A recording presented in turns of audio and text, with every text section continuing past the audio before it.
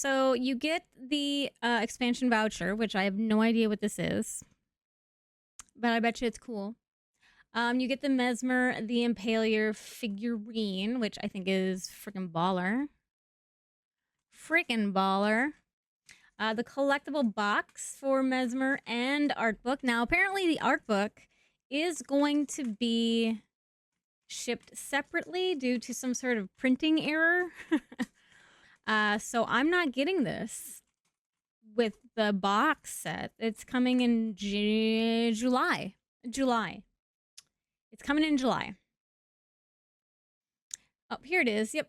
Due to production issues, the physical book will be delivered separately to the same address used for the collector's edition shipment at no additional cost to you. We sincerely apologize for the inconvenience. We anticipate that the physical art books will be available to ship starting July 15th. In the meantime, a digital version of the art book has been added to the digital OSD package. So we get a digital version. I don't have to do any scanning. That's just great. But yeah, it comes with the expansion code, the figure, the art book comes later, a digital soundtrack. That's great. I have the Steam version. You get a little bonus gesture, which I already received. Yeah, so for the expansion itself, the information that we get is the Land of Shadow, a place obscured by the Erd Tree where the goddess America first set foot. A land purged in an unsung battle set ablaze by Mesmer's flame. It was to this land that Michaela departed, divesting himself of his flesh, his strength, and his lineage of all things golden. And now Michaela, thank you for that. Oh my goodness. Thank you, Vega. And now Michaela awaits the return of his promised lord. Elden Ring won the game of the year, if you didn't know. If you didn't know, but now you do know. The new story, guided by Empyrean Michaela, players are beckoned to the Land of Shadow, a place obscured by the Erd Tree where the goddess America first set foot.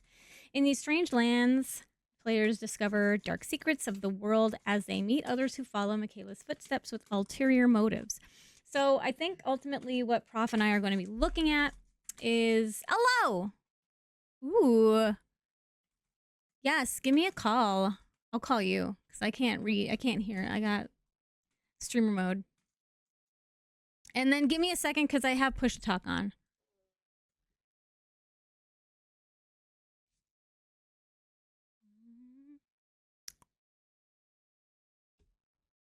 Where is my Discord? There it is. Oh, now I lost Discord. Hello? Yo, I think my stuff should be working. Oh, I can't hear you. Can't hear me. What? You should be able to hear me. Output. Check your voice settings. Oh, you know what? I know why. Give me a sec. Speak now? Yo. I can hear you now.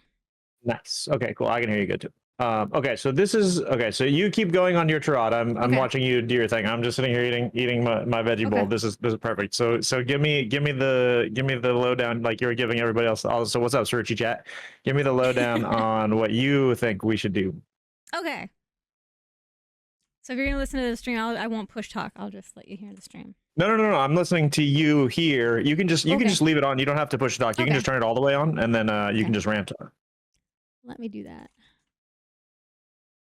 I'm not streaming or anything, so it's easy. Okay. I just wanted to make sure. Okay. Now I forgot what I was saying because ADHD is a thing. Oh yeah. You were looking at go. So I guess what I'm thinking that we should do. I mean, we're in the precipice of the DLC coming out, and a lot of the things that I kind of want to maybe take a look at is, maybe looking at having a little bit of a foundation, because I know that there's some people in my chat that don't really know anything about Elden Ring, and the names are maybe a little bit difficult for them because a lot of them have M names.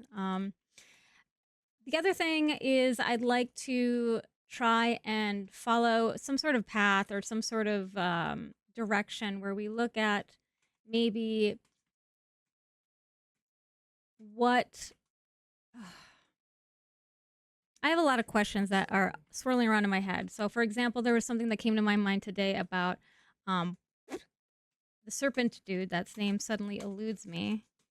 Riker. Yes. And all of the snakes that surround that sort of like curse, corruption, or whatever they want to call it. And its relationship with Mesmer potentially. I also want to. You mentioned a place that you thought would be a good location to go to, and I also blanked on that. I thought that we talked about it in our Discord, but I think it was I was in your stream when you had mentioned it. And I thought that was a really good idea too. But I do want to be mindful of time, but I'm like 100% okay with any sort of we go a direction, but we get pulled another direction and we start talking and really diving deeper into something else. Like, I'm totally cool with letting the conversation take us wherever we need to go. Cool. All right. Well, how about we start with? Do you have anything else you want to kind of rant and rave about before we kind of derail onto the rails? So to speak? So I kind of have. I'm really bad at names. That's okay. So is Miyazaki and George R. Freaking Martin, dude. I know. Well, gosh, yeah. I mean, Martin, George R. Whatever his name is, he's very good at coming up with names that make it difficult for me to remember. Did you watch Game of Thrones? Yeah, pretty much Game of Thrones, where I just say, "Oh, the guy with the lion seal. Oh, the people that have the two towers. I know that. Oh, the water group. Yeah, okay. The only thing I really know is the Starks and like a Lannister, because they have little phrases like a Lannister always pays his debts. But I have a sneaky suspicion. Like, I think I've talked to you about this, where I kind of think that your our Maiden, the person who plays Maiden, might be Michaela. Because Michaela had to get rid of his body. And we all know that. Oh my goodness, I got to write. Hello, welcome in, Falcon Raven. Welcome on in. We're just talking about lore. But I have a feeling or a belief that maybe Michaela could be the person who is playing our Maiden, which I want to say is America. No, that's Queen Melina. America. Melina. Melina. Too many M names. Yeah, lots of M names. Yeah, there's so okay. Yeah, interesting. Go on. And the reason just lay it all down. America can we know that America can take the form of a woman and also take the form of a man. We do know this. So who's to say that, when Michaela gives up his physical form, everything of his that is golden, and he needed to get back to the Erd tree, and the only way that he could do that is if he was potentially with a tarnished. Who's to say that he didn't take a form that would be helpful to us and also to him? Sure. Interesting. And that's just kind of I could totally be digressing, but I kind of want to see if there's any weight to that. But sure. Yeah. So yeah, I've thought about this for sure. Okay, so first of all, welcome in, Falcon. Welcome in, Amplesy, and everybody who came with Falcon. Falcon Raven is was doing something, but she had a spin the wheel thing going on, and she landed on. She had to do a Sekiro Shura, so I was watching that earlier. Speaking of which, not to double derail, but I fucking got my hit list last night. I saw that. Congratulations! Dude, I did it. Yeah. How many tries did it take you? 96. Oh my god. There's 95 too many. That was good. Okay, so I shared my screen in Discord. If you want to figure out how to do that, so the way that I tend to do this, I don't know how you kind of tend to share screens and stuff. But what I do is I just right click in my OBS, and then there's a windowed projector and full screen projector. I don't know if you know about those, but basically they just take whatever you're seeing in OBS and make it into a window if you do the windowed one. And then you can share that window if you're ever co-oping, that's the best way to do it. So if people want to put you on their screen, you can share just that window, and then they can pop that out, and it's a really nice source. Let's see, where do I see project? If I'm looking at like this, I'm sharing my screen now on the stream. Return to app full screen. Oh yeah, okay. So now you can just click on where you're seeing me. You had it perfect before. It was totally fine. This? Oh, yeah. Okay. But I'm saying if you wanted to share your screen like how I'm doing, see how you can see my OBS and stuff. Like you can see it like I'm streaming, but I'm not. You just right click on your OBS in your preview and just go to windowed projector. It's a cool option. OBS windowed projector. Oh. Isn't that cool? I see. Okay. That's neat. I don't know why I default to telling everybody that because for some reason nobody knows it. And it's super good for co-op stuff. And I assume that we're gonna do like co-op DLC stuff, so we're just prepping. Yeah. Neat. Okay. So we're not doing a full guest star squiz. We are I'm just in Discord, but we're making it honestly, I think the way that we're doing it looks better than guest star because guest star is so janky sometimes. Yeah, I've never tried it and I've never had really good success with it actually. It's really silly. Okay, so first question is what do you know? What do you know about the kind of the lineage of everyone?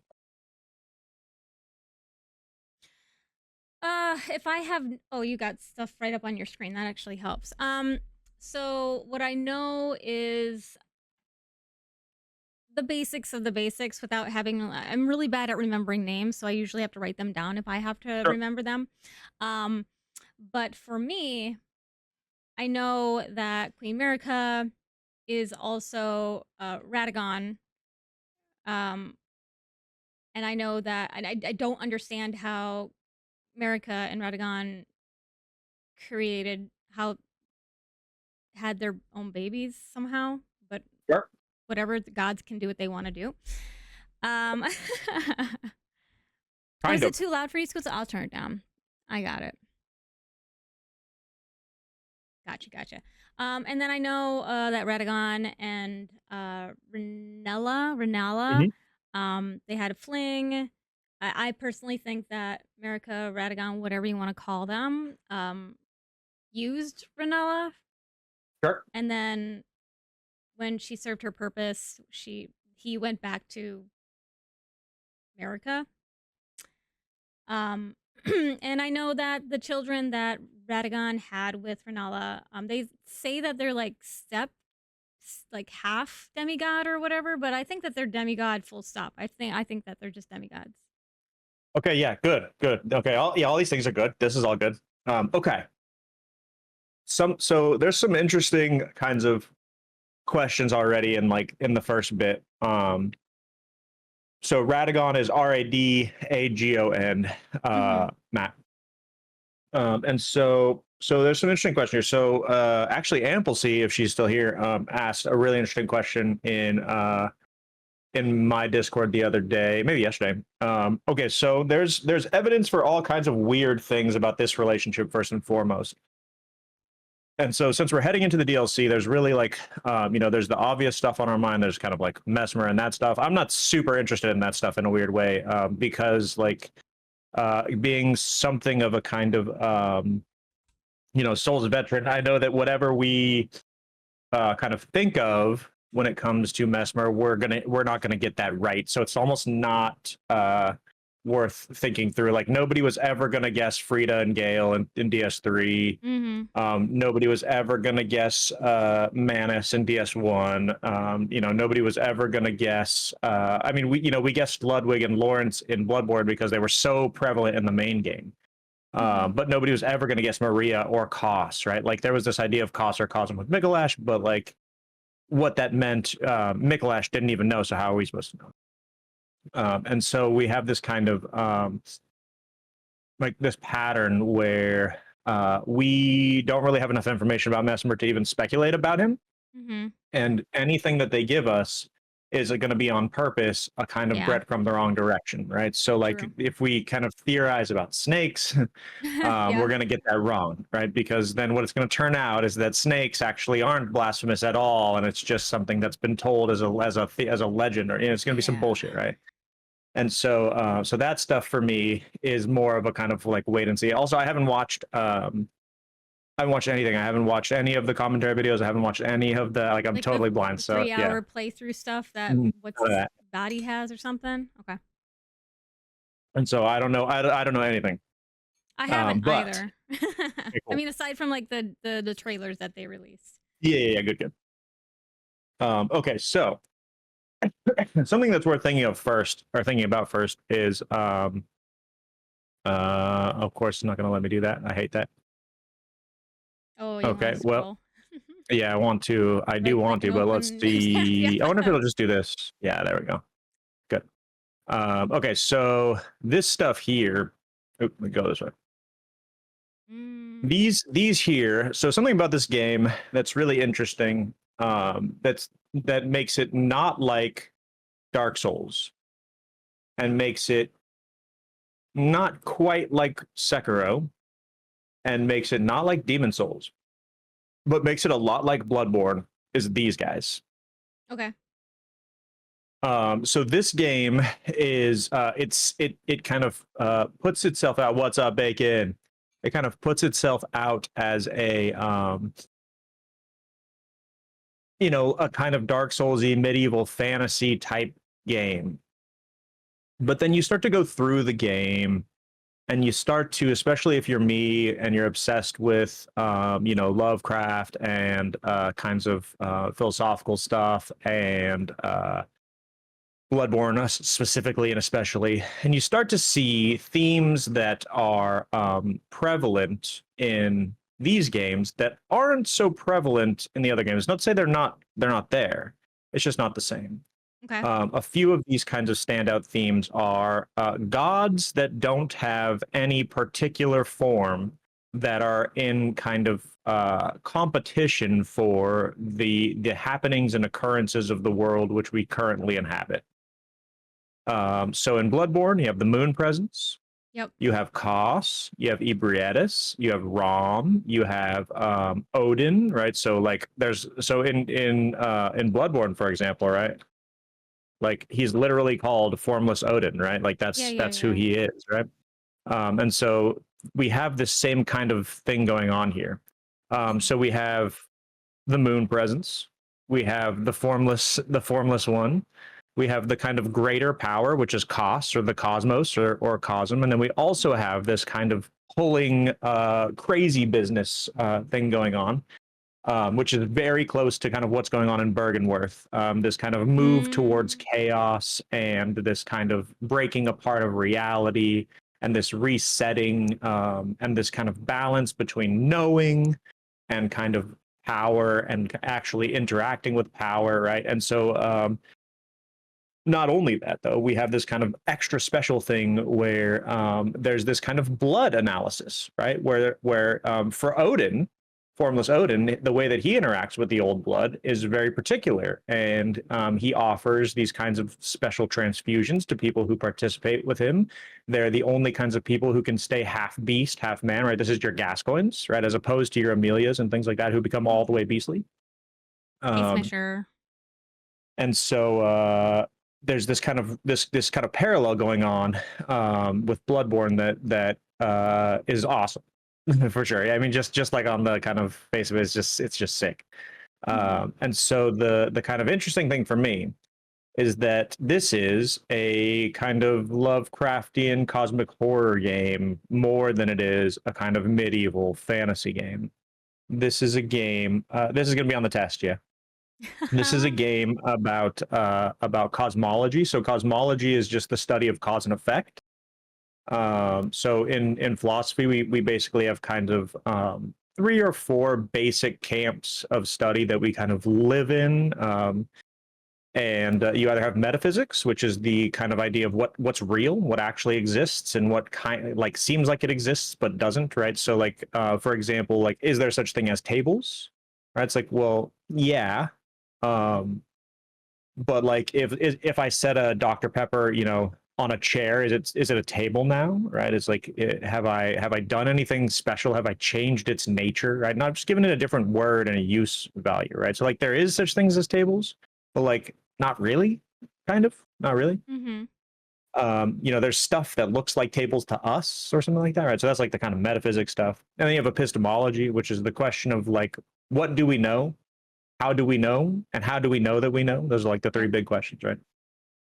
So like, you know, what counts as a good belief? What counts as a true belief? What counts as knowledge? When are you justified for thinking you know something? And this is where we have all kinds of weird things where like you're driving past, you're driving past a cornfield and there's a barn in the field and there's like a big, you see the barn and you go, oh, there's a barn. And then later somebody asks you like, is there a barn in that field? And you're like, yeah. And it's true. There is a barn in that field. But what you saw was actually a kind of canvas that was perfectly painted to look like the field on both sides and the barn that was right behind it. It was like perfectly painted. So you only saw a picture of a barn. But when somebody asks you, is there a barn? You say, yes, you're correct. You believe that it's true, but you're not justified in believing that it's true because you actually haven't seen the barn. So you don't know there's a barn there, even though you know there's a barn there. That's a weird, like puzzles like that, right? Yeah.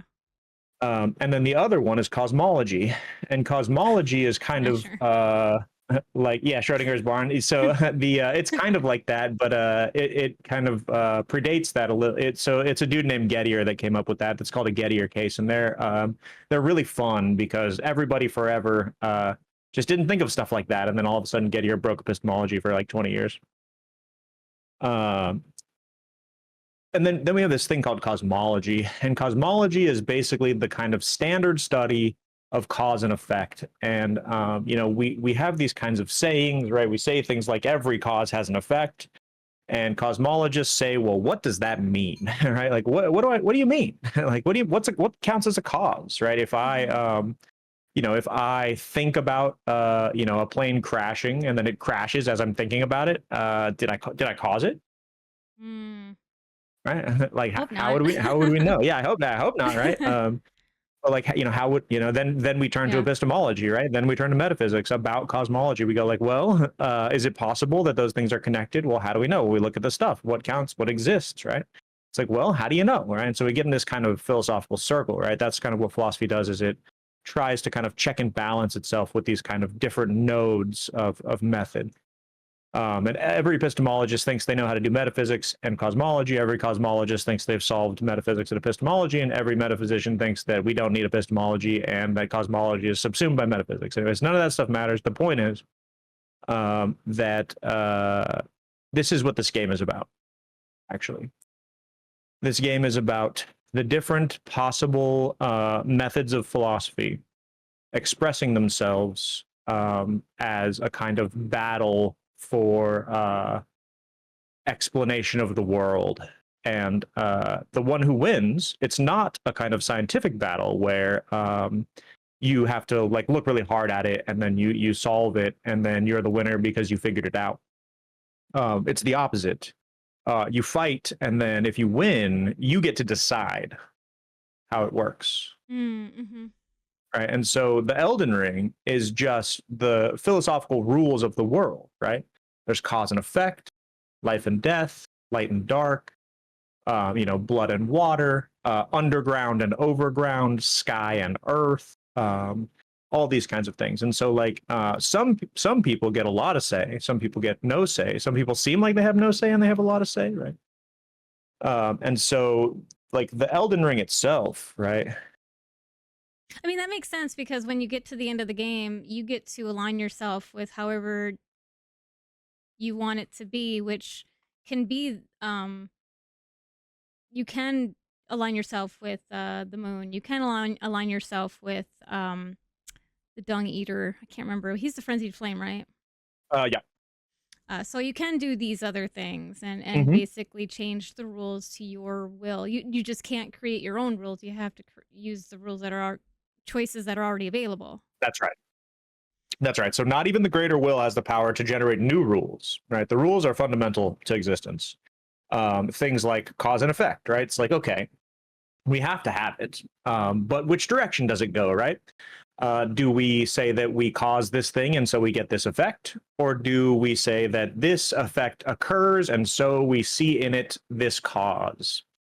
And those represent two different histories of science, right? So like pre-modern science, Newton and these guys would say things like, I see this effect, and thusly there must be a cause such as this that occurs, right? That's like what gravity says. And now we say, like, we notice that this thing happens. What kind of effects might come from it? And then we hypothesize about the end game, right? That's like quantum physics and things like that. And those are two different kinds of things, right? Like, it's different to watch an apple fall and wonder, why did it fall, versus kind of seeing something happen and wondering what's happening behind the scenes that we don't know about or can't see, right? Or don't have good enough microscopes or things like that, right? Yep. And so like each one of these kind of things is supposed those are to something that I want to know more about too. Like every one of those shapes has like a meaning, I guess. Yeah, it must be something like that. It must be something like that because as we add stuff and remove stuff, we start to see different shapes take form, right? So like, let's see if we can find a kind of better close-up version of. None of them are going to be like big enough. It's going to piss me off. This one's, I guess, okay. This is good enough. There's like, so there's more of these rune arcs, right? So this is supposed to be the rune arc. And you see that Marika, oh, here we go. You see that Marika always takes this shape, right? So you can see if you really look closely, each of these has a kind of container. Yeah. So like it's not just like circle, circle, circle, circle, but there's a rune here, a rune here, a rune here. And each of the different ones kind of links together, right? So if we look at the great runes, they all look like this, right? Mm-hmm. And so each each demigod gets a great rune, and the great runes go together, and they kind of do their thing, right? And so we can see them. We can see where like this here is this piece here, right? That's this, right? This is Melania. She's over here. This is this is Melania. This is Mikola, right over here. And then we have Godric over here in the middle. It's Godric's is really cool, right? And so you can see now, right? You see what I'm talking about? I can, yeah. Okay, yeah, cool. And so you can see that the rune arc is the container that unlocks the abilities, right? So you get the great rune, and then you use the rune arc, and the rune arc allows you to use the abilities that come with the great rune, right? And so you can see, like, this is a cool one, right? It's boom, boom, boom. But this is all of them, and when you put them together, you get the Elden Ring. It has all the rules. Yep. And so this is a question that I have. I don't have an answer to almost anything. I'm just like pointing out that these are the kind of fundamental like aspects of what makes up this game, right? Yep. It's a cosmic horror game. It's a cosmic horror game that's built on the idea that these forces kind of whisper in your ear, and they say, "Look how powerful I am. Look how massive I am. Look how strong I am." And they say like, I mean, I'm using kind of Lovecraftian like first personal statements. Like imagine that you get a whisper in your mind that says, "I am the moon," and think of my majesty and things like that, right? Mm-hmm. And so when you do Selen's questline, for example, and she tells you about Lusat and she tells you about Azure, right? Have you done those questlines? I might have. I might not have. It's been so I have one other game and then this game, and I deleted my other one because I couldn't remember how to do anything. So yeah, cool. Okay, so these guys. Oh, those look familiar. Yeah, so this is Lusat and Azure. These dudes are the kind of the two main sorcerers. They're called the primal glintstone sorcerers, right? And they come up with two different kinds of magic. And the way that you come up with magic in this world is very particular, and it's one of the only very specific things that we know how it works.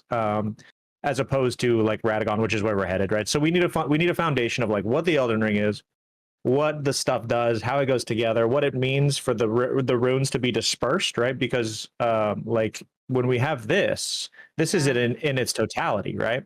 And so the shattering of the Elden Ring is used in two ways, right? So there's not just one kind of conceptual analysis of, oh, sorry, dude. It's not this kind of you can't see this right here? Oh, my face was in the way. Oh, I fixed it. I'll keep using this little corner here so that way we don't have to worry about it. The shattering of the Elden Ring is used in two ways. It's used as a verb and as a noun. There Oh, is yeah. the time when Marika shattered the Elden Ring is the shattering of the Elden Ring. Mhm. The war that ensues after this is called the shattering. And so it's unclear which we're supposed to think about at what time.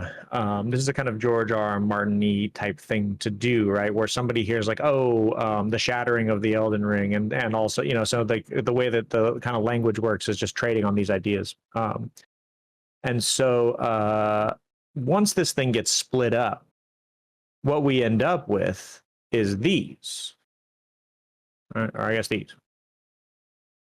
And so these didn't exist before the shattering of the Elden Ring. Mm-hmm. So like Melania didn't have a great rune, and Godric didn't have a great rune, right? Mikola didn't have a great rune. Moog didn't have a great rune. They just didn't exist. Because the great runes are pieces of the Elden Ring split up, right? And so the totality of the Golden Order is spread out across these. And what that means is that everything's kind of in stasis in terms of the rules of the land, right? So there's a lot to say about that for sure. But the big idea is basically this, right? That there's like no Elden Ring anymore, right? So when we put the Elden Ring back together, what we've done, right, is we go back and if we look at the inside of this, let's see. All right, he's got just this. Mm-hmm. And so we have to select which one goes back in, and whichever one we put in changes the rules of the world, right? So this here is the top of the rune arc. This is what this is kind of supposed to be. That's supposed to be this piece here. And if you look really, I can't do it, of course. If you look really close, you can kind of see, can I do it? You can kind of see that Marika's actually Yeah, I was just in gonna here. say, I guess the rings would be inside the body of Marika Radigan. Yeah. Yeah. And so something to be said about that What is about the bottom one? yeah, good question. It's hard to say what that's supposed to do exactly. There's no good information about why this. Mm. I don't know. I just don't know. But I think that this is the rune arc. This is the crucifixion arc, and each one kind of fulfills a purpose in some way. So I just don't know. But if we look here inside Marika, there's no runes in here. Only inside Radagon, right? And so that means that Marika is crucified, and Radagon is trying to put the world back together at the same time. So interesting, right? The idea that they're different bodies. Yeah. I guess I also didn't really realize that they have the same hairstyle. I mean, it makes sense that they would have the same hairstyle too. Okay, let's talk about that. Let's find. Oops.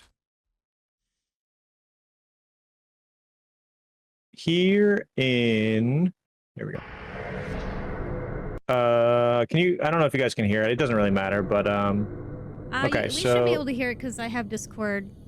But I just can't remember if I shared my screen. Can you hear it? Can you hear it? I can hear it. Okay, good, perfect.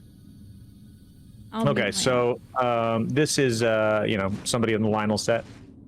So this is the final boss cutscene. So we have Marika hanging, and then watch.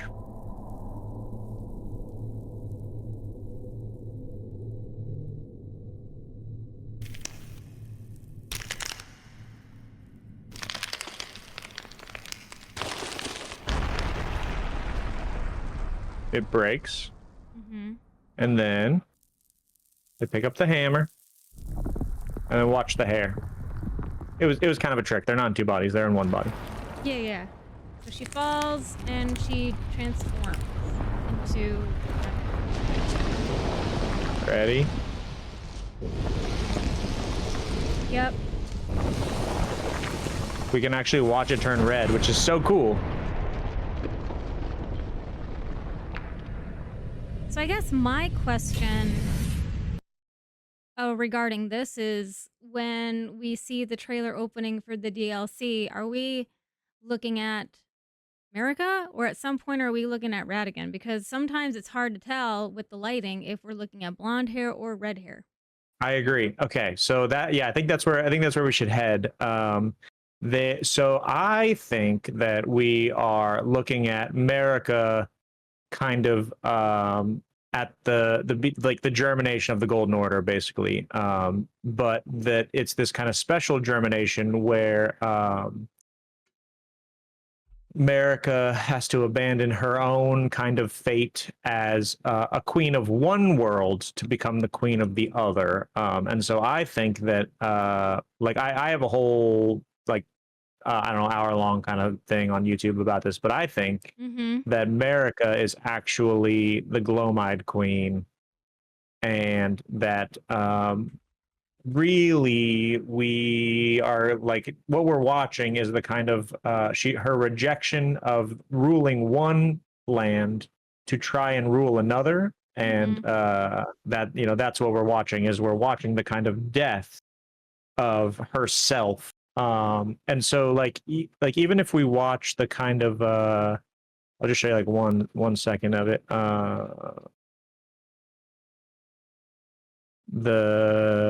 are you? It was a war Where are you? on old rose. Yeah, he's so Okay, hard right to here. tell. Yeah, it's really hard to tell, right? So she okay, here we go. So it opens this kind of this beginning bit here. Actually, here, let me do this. Yeah, it's better. And so she reaches into this.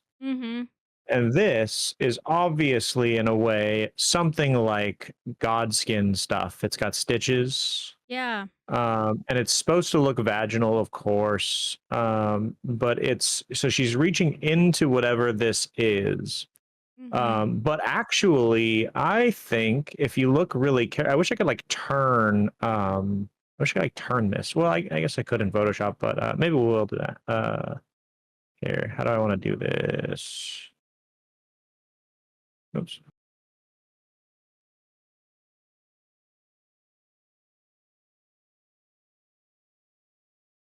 Did I get that? Did I get that right? I think that this is what happens if I do this? Does this let me turn it? Let me turn it. It's not letting you do it. I don't know how any of this kind of stuff works. I know there must be a quick way to turn stuff in this tool, but I think I have a way. I just don't know. I mean, I'll just open it in what you call it?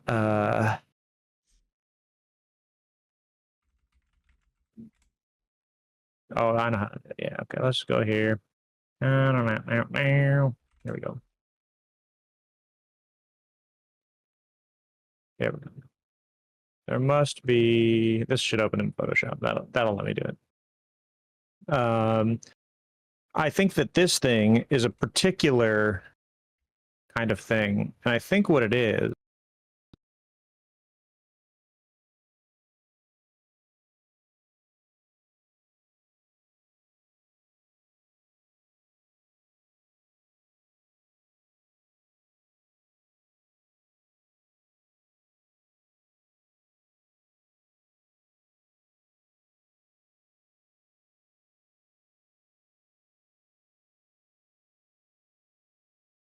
Oh, I think you muted yourself.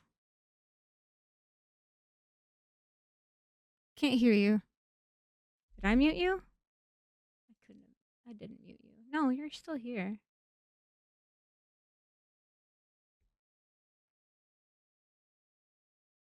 What? Hold on.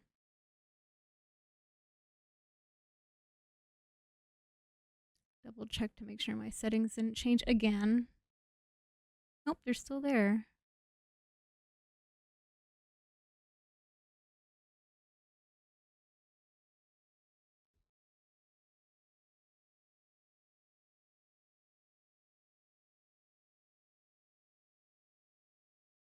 I'm so confused. What did I do? I didn't. Nope, it's still here. Stream volume is good. It's not muted.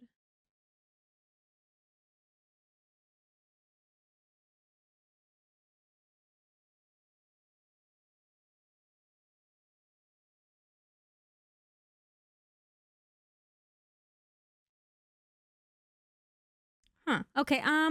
Let me end the call and I'll call you right back. Try this. I don't know what I did.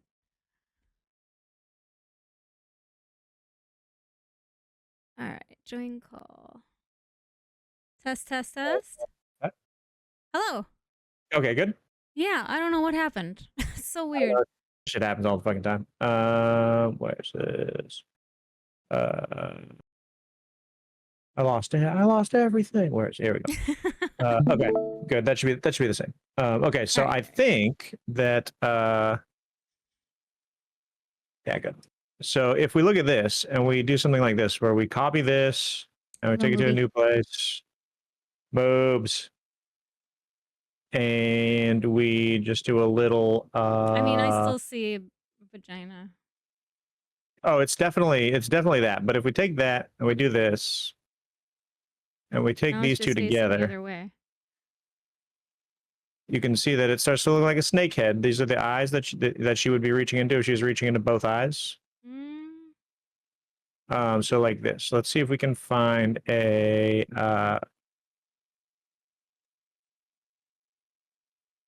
like this. I like this.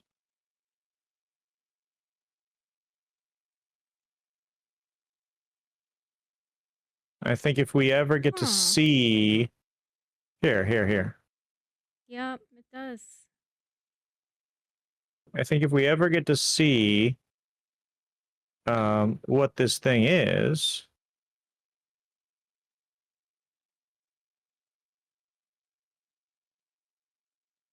we're gonna see that it's something like this. I think. And so I think what we're supposed to take away from this is, remember I said that we shouldn't be thinking about snakes too much because we're going to get tricked. This is why I think that if we think about snakes, we're going to get tricked. I think it's a kind of a trick of the eye or something. It's a recurring theme though in this game is snakes. Yeah, it's ridiculous, right? And so the way this is kind of laying looks like let's find the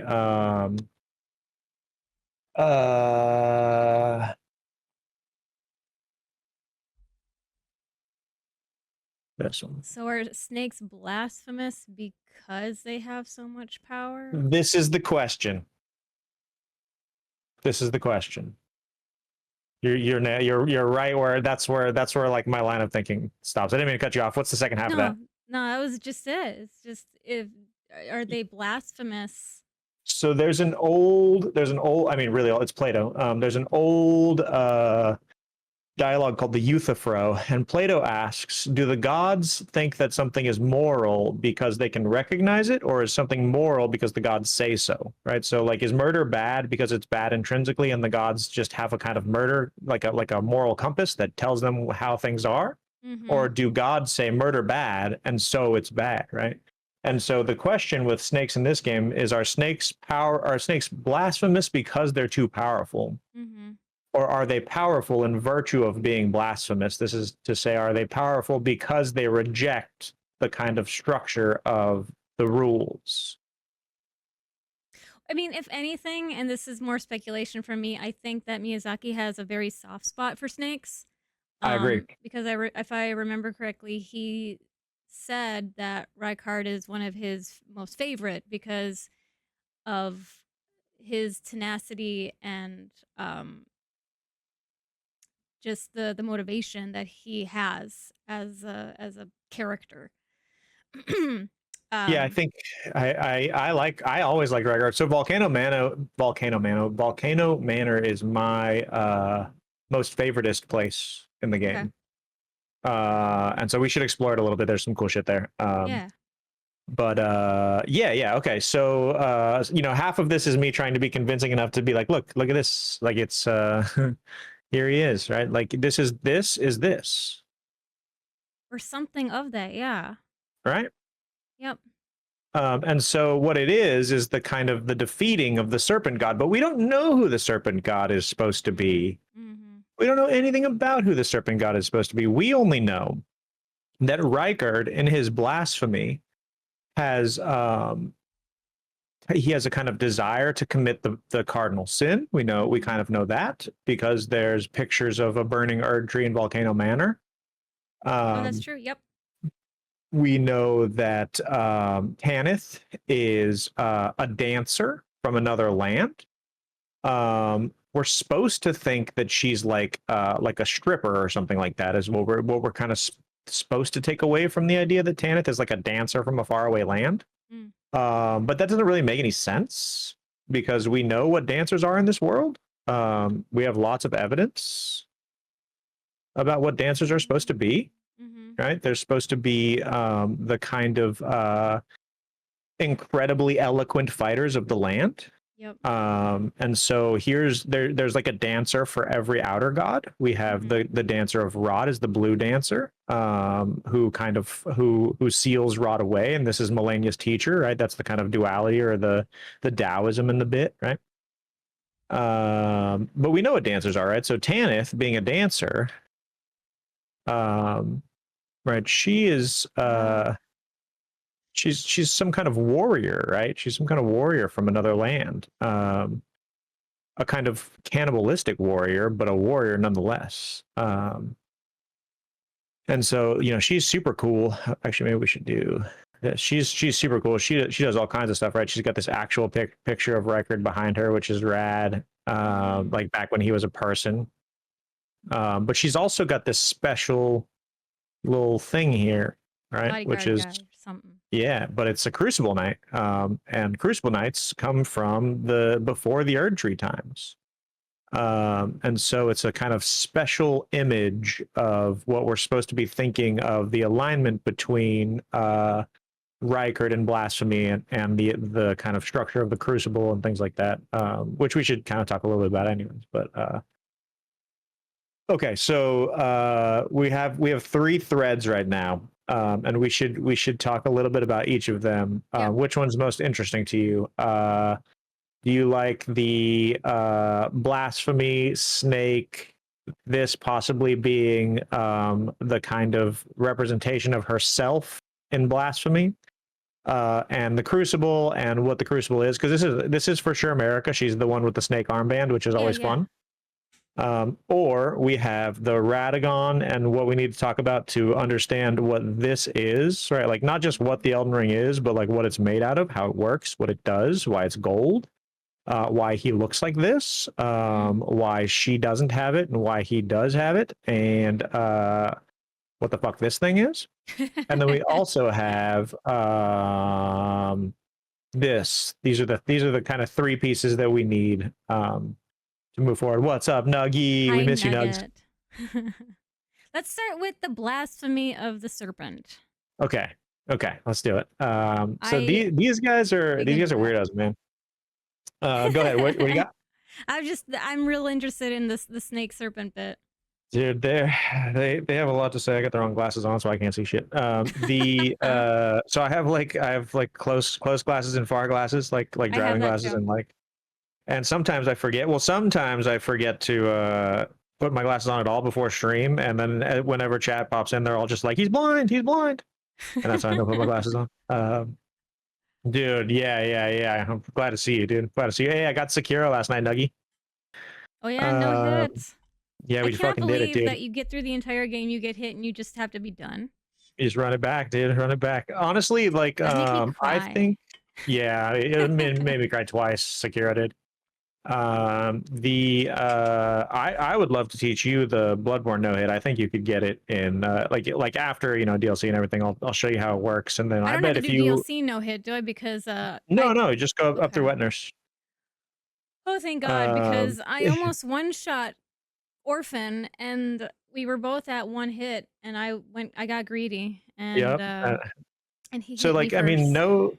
no hit is different than what you're used to, because each moment of the run is hold on, I'm gonna take my headphones off for a second. Each kind of run, or each moment of the run is Uh-huh. set up so that you know exactly what you're supposed to do for each Okay. moment. So it's a memorization and skill game. It's a kind of stamina game. It's not a kind of tenacity game where you throw yourself at something over and over and over until you win, right? It's a plotting, and it's a just a totally different experience.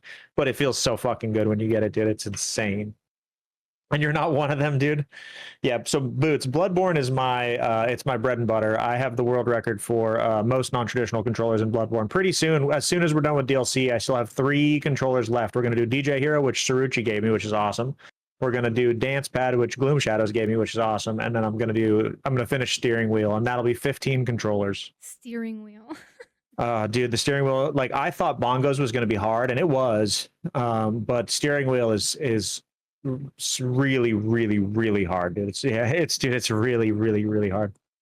Okay, so the thing about the serpent stuff is that we don't really know enough about it to like say anything. The It's only all thing I can speculation, say, basically. Yeah, yeah, yeah, it's yeah. The only thing I can say is that serpents are kind of um okay, so maybe we need a kind of special bit of like technological terminology from philosophy to talk about this, or I guess more from sociology, but to talk about this stuff. Have you read any Foucault before?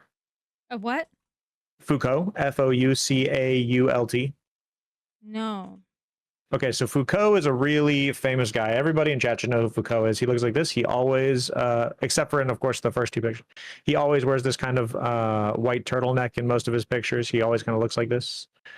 He's kind of like he's bald with the turtleneck. It's just what he does. He died of AIDS in the 90s. 90s? Okay.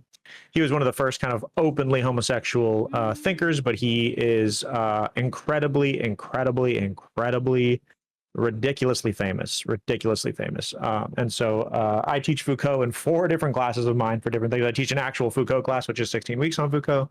I teach a kind of he's a big part of my pop culture class.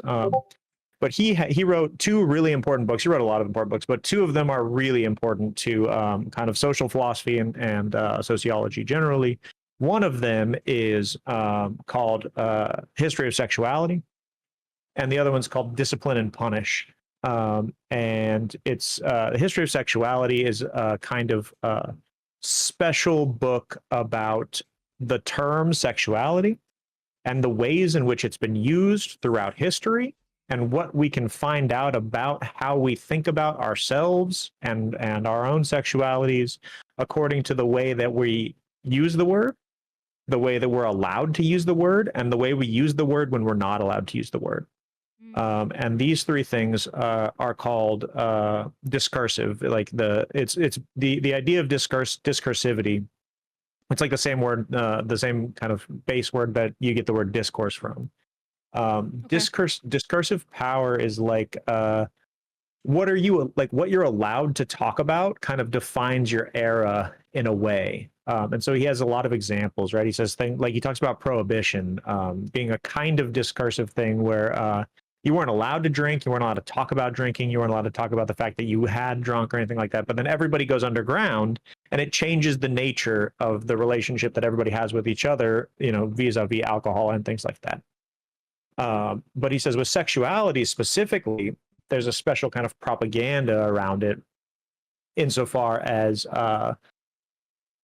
there's this kind of story that we tell ourselves that like way back in the day nobody talked about sex, and then slowly we became more progressive until now we can talk about sex. And he's like, that's bullshit. Like it was in the 30s and 40s when people were like, we're not going to talk about this out loud anymore, and we kind of like changed it. He's like, there's the Victorian era, but even then it was like much more kind of common. And then you look at kind of pre-World War II Germany, and you see this kind of like bolstered, like kind of blossoming, transgender community, and especially in theater. And you look around at different kind of,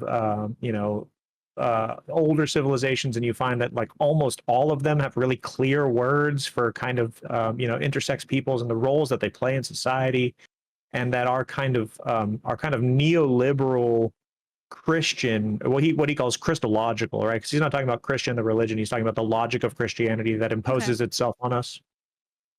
He's the Christological kind of discourse, like discursive powers that reside in our government specifically, make it so that we think that nobody ever talked about it, so that we shouldn't talk about it either. And so now, Foucault would laugh. He wouldn't laugh because it's not funny, but he would like kind of laugh in the face of things like "don't say gay," right? Like that's like as discursive as it gets, right? Mm-hmm. It's just like we just don't talk about it, right? And so there's this kind of this is what history of sexuality is about. And discipline and punish is about the difference between disciplining somebody's body or disciplining somebody's mind so that they don't commit crimes in the future versus punishing somebody's body for a crime that they already committed. And it's basically the same thing as history of sexuality, except for that the term changes from punishment all the way up through the beginning of capital to discipline when we start to get prison complexes when we exchange for slavery and things like that. Mm-hmm. And so it's just like this is what he's about, right? And the reason that I'm telling you this is because what he's up to is what we need to be up to, right? Which is why is there a discursive kind of power that's eliminating the discussion of certain kinds of things, right? Why is it that we don't talk about snakes? Why is it that we don't talk about blood flame? Why is it that we don't talk about the moon? Why don't we talk about these things, right? Why are we not allowed to kind of, I guess here, why are we not allowed to hear about these things, right? Why do we have to go all the way down to the very bottom of an insane platforming puzzle Mm-hmm. after feeding eyeballs to a blind woman to find a bunch of merchants that have been burned from the inside in their minds because they come to have knowledge of chaos? Yeah, To that sounds very find, Bloodborne-y to me, actually. that's what I'm saying. Like Grant us why, eyes and then right? they go crazy. That's right. That's right. That's right. The whole frenzied flame is a kind of is a version of the insight story, right? It's a Mm-hmm. version of Bergenworth. It's a version of Koss. It's a version of this kind of thing, right? But like on the other side, you don't hear Gehrman talk about eyes and insight and these kinds of things because that's not what the moon presence is about. That's not what the moon presence does, right? The moon presence is kind of supposed to be this kind of feel like a kind of combination between Dark Moon and like Greater Will, but of course we know really Odin plays this role in Bloodborne and is called this, and so we're supposed to put these things together if we chase that thing, that kind of role. Yeah, dude, exactly. And so yes, I mean the frenzied flame is such an interesting thing, right? And it calls the merchants, and the merchants, we're not allowed to talk about them. They are discursively kind of dominated, right? Why do we find them scattered throughout the world in places that like intuitively maybe it's just me, probably not, right? Like where you get this feeling of like you go down into Siofra for the first time, right? You get to Mistwood and you take the big elevator and it's like ooh ah, and the stars are underground, and there's a merchant kind of right near the first elevator, and he's like, please, I'm so hungry, please buy something. And my first thought is like, why the fuck are you hiding here then, right? If you Yeah. like, if you want to sell me some shit, just fucking go hang out with Kale, right? And it's like, well, Kale's brave, right? Kale's brave. And so we get this strange kind of thing, right? Where we find out that they're being hunted by America, right? They're being hunted, they're being slaughtered en masse and thrown down into this place that is being guarded by Moog and Morgoth, right? That's being guarded by the omens that are the children of America and Godfrey. Because to get to the Three Fingers, you have to beat Sewer Moog. But that's not actually Moog, right? That was the kind of the thing that Marika, like that was the task that she gave Morgott and Moog, was to protect the entrance to the Three Fingers at all costs. And so when we go down there, we don't actually fight Moog, right? We fight a formless version of Moog that the formless mother kind of helps him to make, right? To like leave himself behind. But we know that Morgott can do this too, because we see Morgott in the field and as Margit, right? So there's something about the formless mother that allows them to kind of recreate this kind of view of themselves elsewhere. And so we have to beat Moog in the sewer in order to see the Three Fingers. And that's weird because Marika knows the Three Fingers is there. She knows that Three Fingers doesn't talk to the Greater Will, but instead talks to a different outer god. That's weird. These two outer gods oppose each other in totality, right? So they stand opposite each other in conceptual analysis, in metaphysical analysis, in cosmological analysis, and in epistemological analysis. So we're getting to snakes. Don't worry. The this is order. Yeah. Right? This is called the golden order, right? And so the opposite of order, the antonym of order, is chaos. Yep. Right? And so we get this kind of arrow thing, right? And so in Hegel, order and chaos are a dialectic. There's no such thing as order if you don't have a conceptual analysis of chaos. It's just the way things are. And there's no such thing as chaos if you don't have a conceptual analysis of things being organized. It's just the way things would be.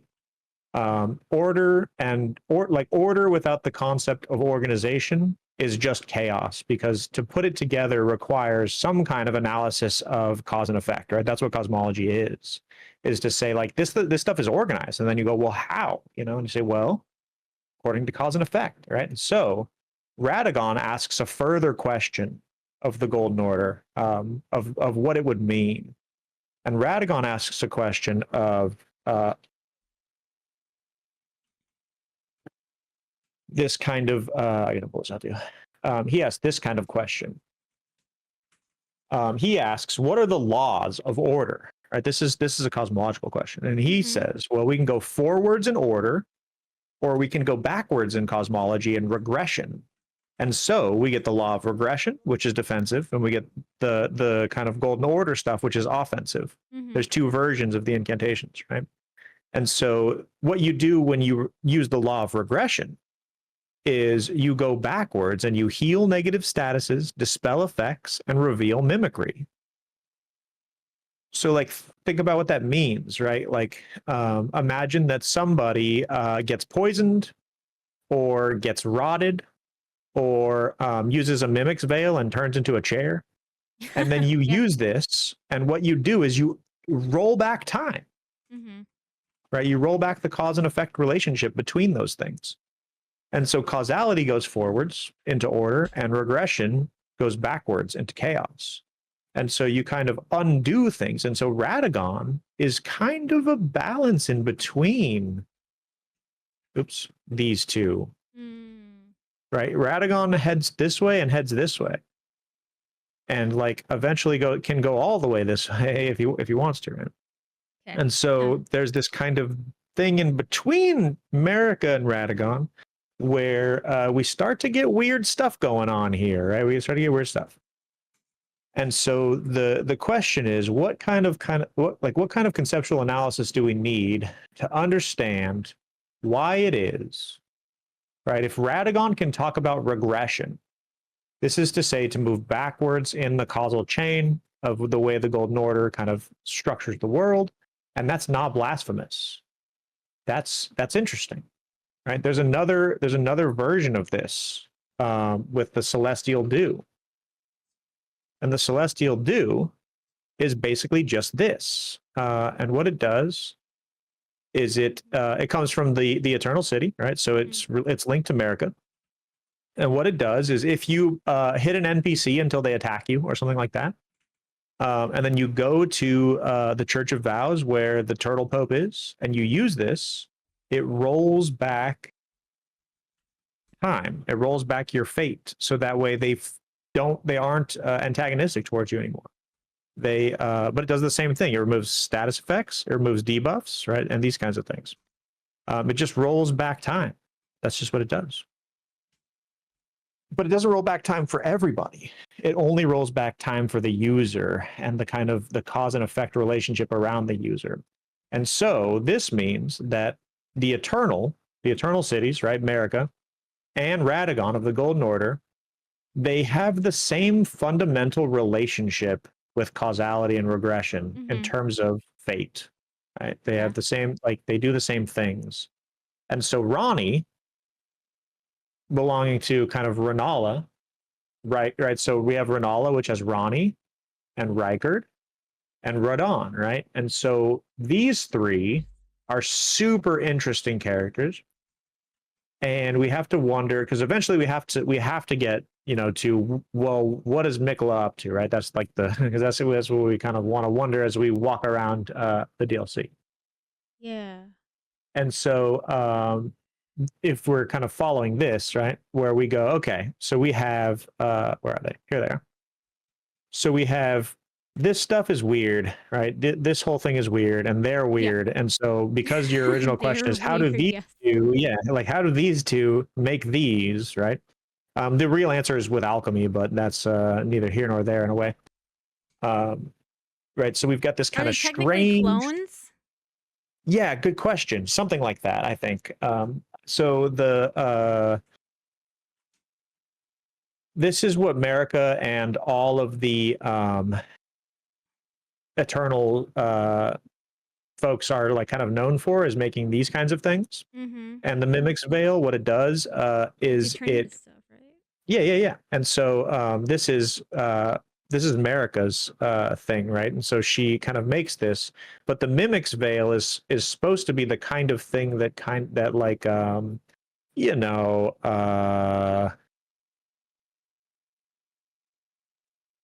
looks like this and hides the stuff.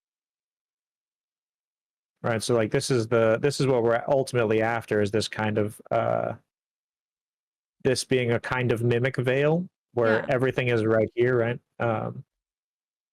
And so, all right, so what we need then, so we got to get through the different people. So we've done this kind of, right? So now we know that Moog and Morgott are down hiding this from everyone. But they're connected to this. Yes. And Renella is connected to the dark moon, I'm assuming, because she's got not the dark moon, the full moon. This is a weird one. Okay. Yeah, this is a weird one. We never actually know anything about the full moon.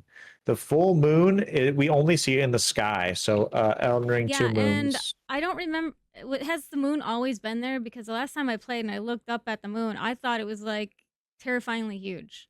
Dude, I had the same experience, and everybody told me it was always there, but I don't believe anybody. So here's a cool picture. This is the full moon, and this is the dark moon. And so this is Renala's moon that she talks to, and this is Ronnie's moon that she talks to. Gotcha.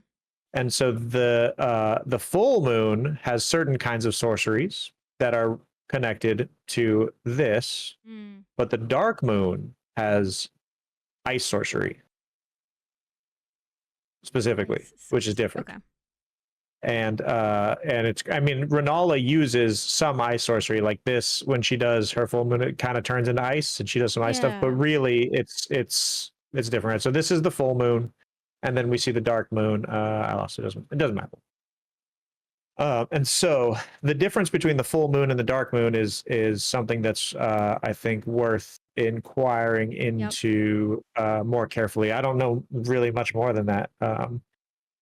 So all right, so we've got this picture of these two being the same but different, and then we've got this dude over here who really is just a consort. Something that's really interesting about the kind of male-female relationship in this game is that females get to be gods and guys get to be consorts, except for in the case of Rykard, who is the male that gets to be the demigod with a female consort, Tanith, but he handpicks her outside of the choice of the gods.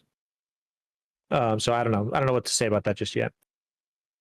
But here we have all kinds of interesting things going on. So we know that they are responsible for them, they're responsible for them, they're responsible for them. And what we want to know about is what's going on over here. And so the question is something like, is Reichard modeling himself after a kind of like a kind of legend, like a legendary conceptual analysis of somebody like Mesmer, who is of course supposed to be like the nameless king who's erased from history and nobody really knows he exists and stuff like that. Like, does Reichard know that Mesmer exists? Is he modeling himself after Mesmer? Is he trying to do something like that, or is he just doing snakes and fire and magma and all that stuff Yeah. by accident, right? Like, is it just something that turned out that way? And so I right now think the latter is the case. I think that Reichard has this I think Reichard has this kind of vibe that he wants to be blasphemous Mm-hmm. insofar as he thinks that blasphemy represents a certain kind of power, but it's the same whispering in the ear kind of thing, right? So he goes to Mount Gelmir and he establishes Volcano Manor. And in establishing Volcano Manor, he kind of tortures the Albinarics and all this kind of stuff there. But what he does there is he peers into the volcano more or less, and he discovers or rediscovers sorceries that had belonged to Mount Gelmir forever, and just nobody was practicing them. So there's at least one more god that we don't know about, and it's called the Serpent God, right? Like, but we don't know anything about the Serpent God other than Reichard talks to the Serpent God and learns the magma sorceries of Volcano Manor, of Mount Gelmir. And so we see magma sorceries with the magma worms and with the snake men that he makes and things like that. But there's something else interesting that Reichard does that is more important, I think, than anything else. And it's he makes this.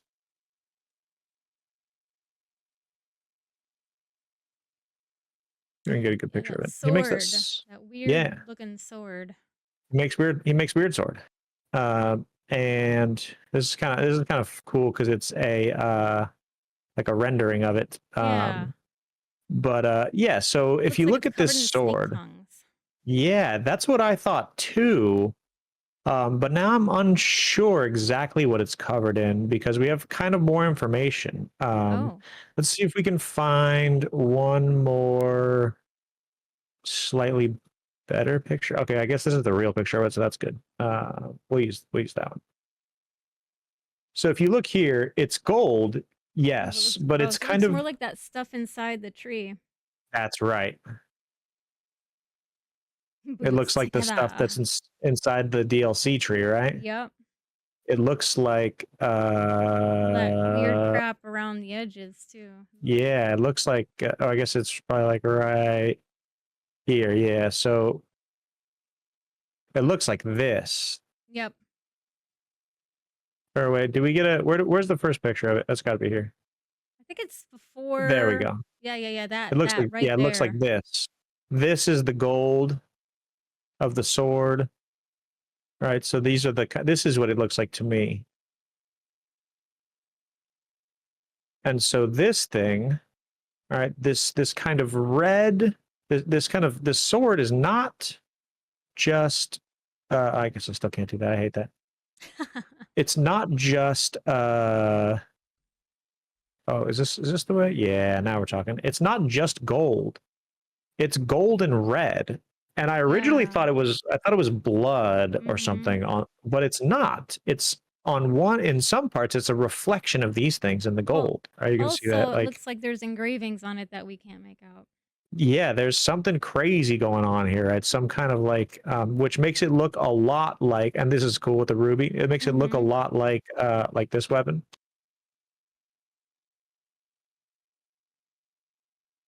It looks very similar. It's oops. Just the image. Aha. It's got the same vibe, right? Yeah. Where it's not just gold, but it's kind of reddish gold. It's Mhm. this special kind of gold.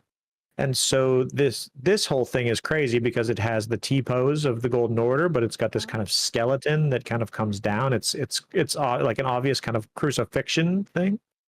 And this actually, I think, has a lot to do with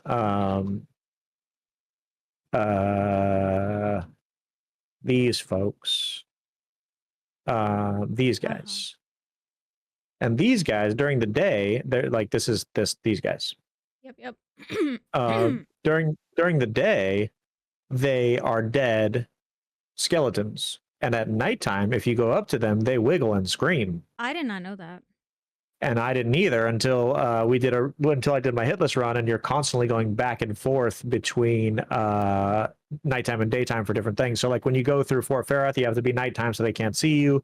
But if you run from there, then you have to be careful. You have to turn daytime, or else the death bird will get you. So I was switching a lot, and lots of weird little stuff happens when you constantly switch. But this is cool too. I've been thinking about this more and more and more. This is gravity magic. Mm-hmm.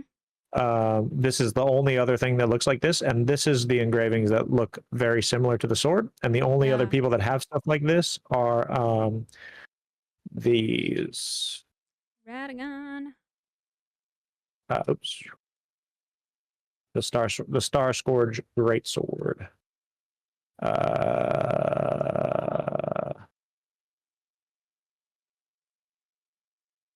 This guy. Yep. And so, like, a picture is starting to emerge about the cosmology that comes from these folks, which is different than the cosmology that comes from these folks and the cosmology that comes from these folks. Because these people can transport in and out of reality. They can teleport in ways that nobody else can teleport. They can shapeshift. They can do all kinds of things. They can do all kinds of things that everybody else can't do. And so it's very strange, but also they're demigods because they have the blood of America, but They also none of have them horns, which is also they all they also have horns. Yeah, none of them are Actually, I don't know if Empyreans. None of Godwin has them. horns. I don't think Godwin has horns. I don't think actually Godric or Godwin has horns. Hello, I think it's Malice. just these two. What's up, Malice? And so we're starting to get this picture that these people live in a world with certain rules. These two live in a world with certain rules, and these people live in a world with certain rules. And you can start to see that if you look closely at all their armors, they all have this kind of red and gold tinge. It's like, okay, so we need something that has this kind of red and gold tinge that represents something like either that stands in opposition to or before or something like that, the Erd tree, because it's not this kind of standard gold. We have three kinds of gold in this game. We have the kind of red gold, regular gold, and unalloyed gold, which has no mixture at all. So we have like a really kind of like, because the alloy is just like the mixture in the gold, right? Yeah. And so we have the kind of red gold, which is very, very, very alloyed, and then the kind of middle ground, which is just the standard gold of Radagon and everybody else, and then unalloyed gold, which is where Mikola figures out how to remove all the impurities from it to stave off the Rock God. And so it turns out that if you look at what am I looking for? Is it this? Maybe it's this. Here we go. Okay. So what we see here is this kind of really interesting. This is another one, right? This is another one. That kind of reddish gold. This one's a little bit more red. Yeah. Almost copper. But it's looking. Yeah, almost copper, exactly. And so this is the Great Sword of Ordovis. This is the dude that's in Fair Missoula, or at the Hero's Grave. And he's one of the two honored as foremost among the Crucible Knights. The sword is imbued with an ancient holy essence. The red tint exemplifies the nature of primordial gold, said to be close in nature to life itself. So there's primordial gold, there's gold, and then there's unalloyed gold. These are the three kinds, right? So the golden epitaph, where'd you go? This is regular gold. Yep. It's not quite as, it's not like this. No. But it's not like this. Mm-hmm. Right, where it's like gold, where it has this kind of, let's see, this one's cool. This is a good picture. There we go. It's small, so it's like blown up, but it's gold, right? It's gold. Yeah. That's the point. Is that it's kind of it's got most of the red. Quang, what's up, dude? Yo, Park 10 just hit Quanny. I'm out my body, dude. But the point is that it has all of the it has kind of everything removed from it, right? So it's this special kind. Yeah. But when we get it back, this is the broken version. When we get it back and it's fixed by what the fuck is his name? He has to combine it, and we get this. Isn't that interesting? Yeah. I guess I never really realized. I mean, I've been trying to read the items as I go through this time, but the first It's time hard. it's hard to It's remember really when you hard. pick stuff up, especially when you're in like the anxiety of trying to run away from something or staying alive. Absolutely. So we get this this kind of repair. Oh, his name is oh god damn it, it was just on the tip of my tongue, He but like it starts an with a ogre G. dude, big guy. He's dressed as a pest thread, or as a pest, but Pest.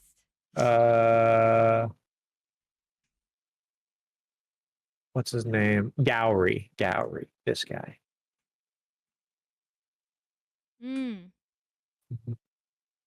He looks like this. Him. He's like kind of dressed as a pest. I don't know, he's like this, but later when you kill him and you come back, he looks like this. Oh.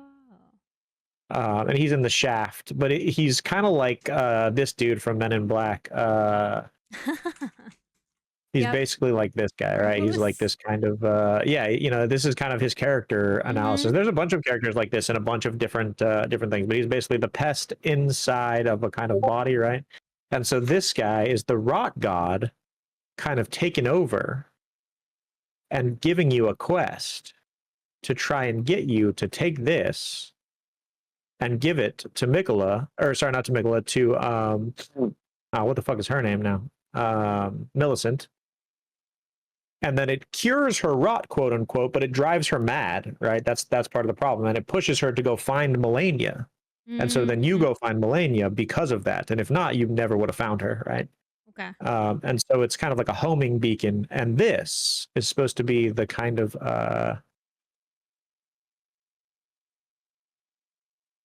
two favorite hunks, dude. Yeah, the old man in the shack. Yeah, he's 100% like that, dude. Image and new tab, dude. There we go. So this, you see, it's got the blood all the way kind of through it, and this is supposed to be a clue as to what the repair is, right? Because it's an imperfect repair, right? And I wonder.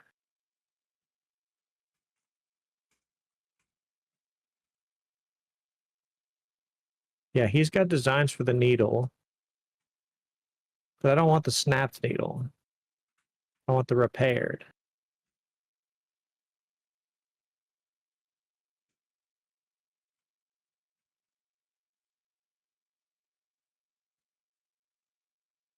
They're gonna just keep giving you. Oh, here we go. Okay. But what about restored? And intricately. Oh, interesting. Oh, the restored one is what you do. Okay, yeah, that's right. I forgot about the restored. That's interesting.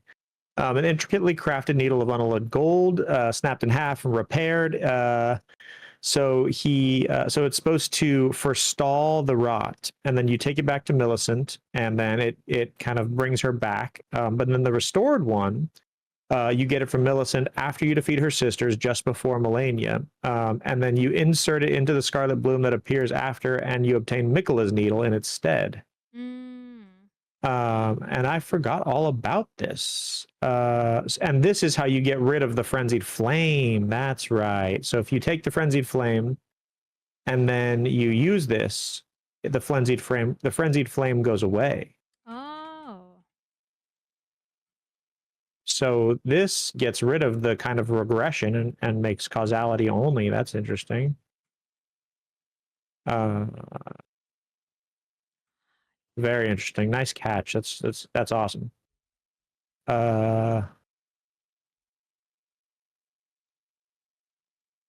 Yes, I was hoping that it said something about what it was repaired like what the deal was.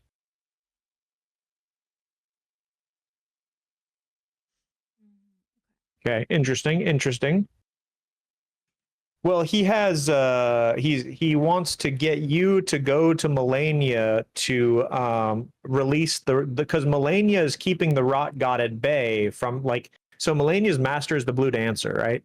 The Blue Dancer is the one that seals the Rot God away. And so in sealing the Rot God away, it makes Melania possible to become the Rot Goddess herself by channeling it through, instead of actually coming to the surface. And he probably does it by diverting Siofra River and the other the two versions of Siofra River in Noxtella and Nokron, and so it makes a kind of a barrier of two rivers so that the Rot has to stay in between them. The Blue Dancer, you get the talisman from the giant in the cave, and in High Road Cave, and this is the Blue Dancer, and the Blue Dancer is supposed to represent a fairy who had a flowing sword, and he was a blind swordsman. Blade in hand, he sealed away an ancient god, the Rot God. And so the idea is supposed to be that it kind of looks like water. And so this is a whole nother thing, and maybe we should do another day where we just talk about side characters that we never see, because I have a lot of ideas about this. My Dao De Jing is right behind me. We could read it, but there's this kind of this thing in the Dao De Jing where they talk about water a lot. And water is kind of the benefit of all things and doesn't compete with them. It kind of fills containers, and it never it's super strong, but also turns around things, right? And so it's got this kind of highest goodness, as opposed to the Rot, which is the highest stagnant badness. And so in the Tao, the thing that doesn't move is called stagnance and stagnation, and stagnation leads to rot. So when something dies, it stagnates and then it rots away. So it doesn't rot because it's dead; it rots because the Tao is no longer moving inside of it, no longer has a way of life. And so there's this kind of it's a cool bit, the Dao De Jing stuff. And so this is something that hasn't really been explored by anybody, and I've been working on this kind of on the side. But there's this kind of the water is the way, it is the Tao. The Tao and water are the closest two things that they can be. And so to have a god, have a warrior that is so I think that the flowing sword is actually a metaphor for the river. Mm-hmm. And so the blind swordsman, he might have been blind, he might not be, but it's basically that he doesn't see to fight. He kind of I think it's supposed to be a couple of metaphors. Anyways, we can talk about that some other time.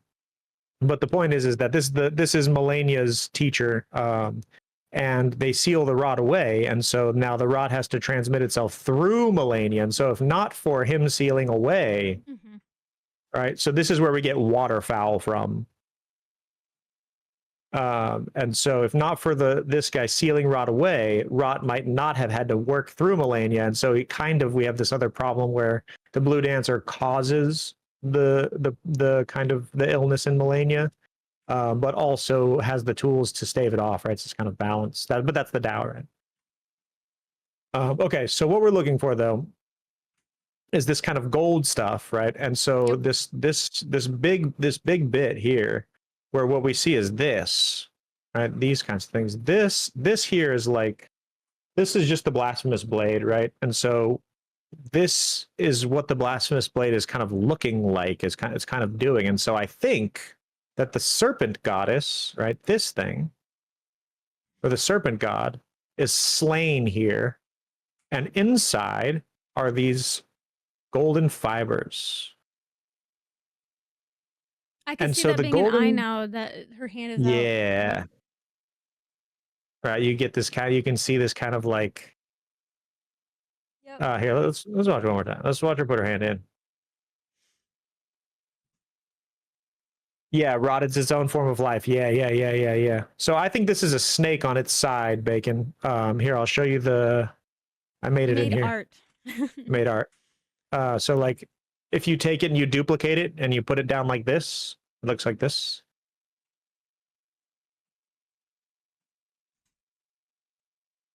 And so she reaches in, and the eye kind of rolls back over. You see, it's like she pushed the eye out of the way, reaches in, and pulls this out. Okay, so what is that? What is here? Let's see if we can. So what is this? Strands. What is this? What are these strands? Right? What is she grabbing? Why is she grabbing that? Well, I think I kind of have an answer. I think it's a couple of things. And so I think that it is primordial gold. I think it's the kind of gold that is not unalloyed and not quite regular gold. And she pulls it out, and as she removes it from this, it becomes the kind of regular gold.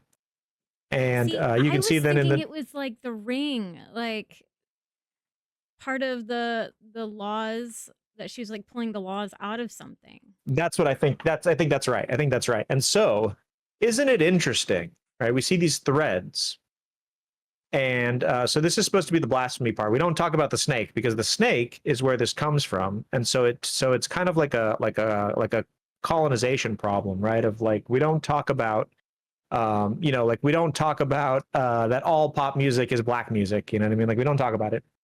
What's up, Queenie? And so it's this kind of thing. It's this kind of co-opting, right? It's co-opting. And so this is Marika for sure, with the kind of flowing blonde hair, but also the bracelets. And what you hear, if you listen carefully, when this happens, right, so she walks up the edge of like the crucible, basically.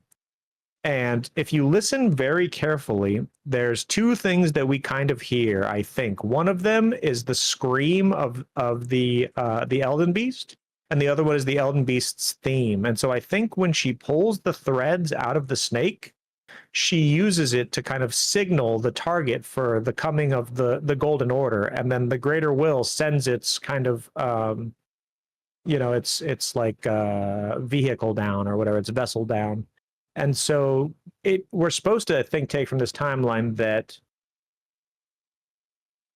the Greater Will isn't working through Marika to start the Golden Order, but that Marika is betraying herself as the Glomide Queen, who has a relationship with a previous outer god, the Serpent God. And in doing that is trying to gain power for herself as a god. Not an outer god, right? Because there's outer gods and then demigods.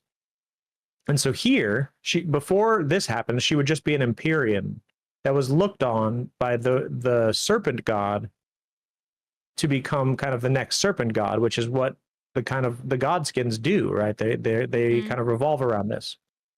And so she's rejecting this kind of this old world to kind of come to the lands between and become a god proper. And so I don't know that she knows all the way about the Greater Will or anything yet. I think there's probably just kind of like whispers. Yeah, exactly like that, Boots, exactly. And so I think the idea is supposed to be something like Marika defeats the kind of the 2-finger, 3-finger version of the rot god, which would be the serpent god, which would be the serpent itself, right? Because the serpent god would be an outer god, and so this is stitched. It's a stitched up snake because it's a kind of it's built out of the skin of gods, Right, so it's a godskin serpent. I bet you we'll fight a godskin serpent. And so this is like the kind of just in the same way as the Elden Beast is the kind of vessel of the greater will. I would say the godskin serpent is the vessel of the serpent god that Rykard then rediscovers, right? And so it kind of manifests itself in these ways, right? And these kinds of like, that's why this looks like this, right? Because it's the same kind of thing. I was trying to see if I could find a body in this image, but like where she pulled out the piece from, like in the scene, because she walked up some sort of stairs, but I don't know how far she walked. Yeah, it's tough. It's tough. Tough. So like I thought that the inside the stairs was a whole body. I thought that this was like a whole snake originally, but I'm not sure now.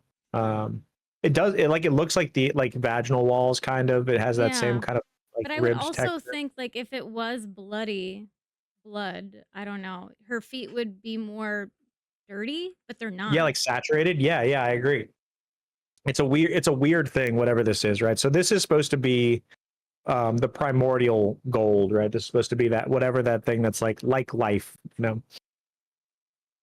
And so what we get is this moment here. Here, we'll watch up to it. So listen, it's gonna play dong dong dong, which is the Elden Beast theme. There's a roar in the background, and the kind of rushing air that makes that like, I think the Elden Beast's comet coming to the lands between. I don't think we can hear it. Oh really?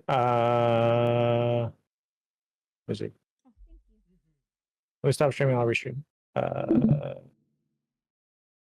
Should be this system audio. Looks good. About this? Yes, we can hear it. Okay. Cool. Let's go like this. An affair from which gold arose. I think that scream Arose.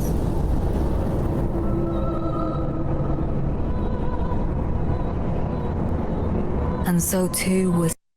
And so Shadow is born. And the idea that Shadow is born, I think, is supposed to be something like shattering, where it has multiple meanings. One is this is when Malekith comes to be. Right, this is when the greater will imbues her as a god, giving her the shadow and things like that. But also that this becomes shadow when light comes to be, which is the same thing as chaos and order, right? That we don't really get a conceptualization of shadow until there's a conceptualization of light. Otherwise, everything's just dark. And so this color is called gloam, by the way. That's what this color is. I was wondering whether or not that was gloam or just, I don't know, so overcast. Yeah. So we have this kind of weird thing going on where it seems like the serpent is kind of discursively blasphemous. We don't talk about it because it is a kind of reminder that the power of the Golden Order isn't its own, but it's stolen from the serpent. It actually is the power of the serpent, just kind of like borrowed, adjusted, right? And so these threads, I think, right,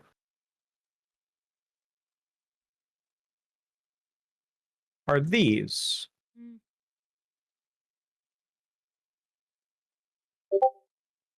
Oh, keep doing that. I think. I wonder if there's a way that somebody made a full rendering of that creature, so it's not just in the game. You know what I mean? Like, so you can see its actual definitions, like if it has a face. Oh, interesting. Just out of curiosity. I mean, it's this is supposed to look like it's supposed to look like this. Right, it's supposed to have this kind of like what's a good version of it? Oh, I want observable. It's supposed to have this kind of a vibe. I guess the thing that I'm wondering is, like, if it has the gold strands inside of it there, is the... Whoop, I don't know. Whoop. There we go. I don't know if the creature is a representation of what Marika pulled the string from in the trailer Mm. or not. Like, is it something similar to that where she pulled the string from? Yeah, I mean, I think that 'Cause the it looks kind like of that's a string of some sort. yeah. I think the idea is supposed to be something like the threads are these like cosmic threads that Mhm. build the vessels for the outer gods. And so like this one looks like this because it's see-through and belongs to the greater will and is cosmic and like Estelle and like all these guys. But that these kinds of that the threads can come from far away, compacted, and then can turn into the thing or something like that. And so like it's kind of unclear, but I think that really the way to get from so the blasphemous stuff is something like the snakes can't we don't talk about snakes because to talk about snakes is to kind of say like, oh, actually the snakes are powerful. And so if people start to look to the snake, then they will find the kind of magma sorceries, and they'll find the stuff that is that can possibly burn the Erd tree, because that stuff can't burn the crucible. The crucible is not actually a tree; it's a root system of life, actual life. And so when Marika plucks the rune of death and makes it so that she can't die and nobody can die, so nobody goes back to the Erd tree. This is what Erd tree burial kind of starts to look like again. Where do we go? It starts to look like this again, where we start just getting bodies that are made up into a tree, basically. And so, yeah, it's super crazy. And so I think that this is really important. I mean, that shape is also in the sword that the Elden Beast has. It is. We see this shape in a lot of places, the kind of the DNA strands. Mm-hmm. But I think that Mikola picks a needle for a reason. And I think that it's because you can thread the gold with it. Mm.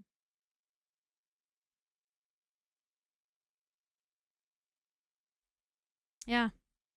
I think that he's going to weave something like the Elden Ring out of whatever it is that he's gone to get, right? So like if Marika can pull this kind of thing, The seduction and the out of this, then maybe Nicola's going to the land of shadow to try and kind of do something similar, right? Where he's going to try and like build it, because like we basically have three trees in play, right? We have the crucible, the Elden tree, or the Erd tree, and the Halig tree, and we know that the Erd tree requires this kind of sacrifice to keep it going. All of these people.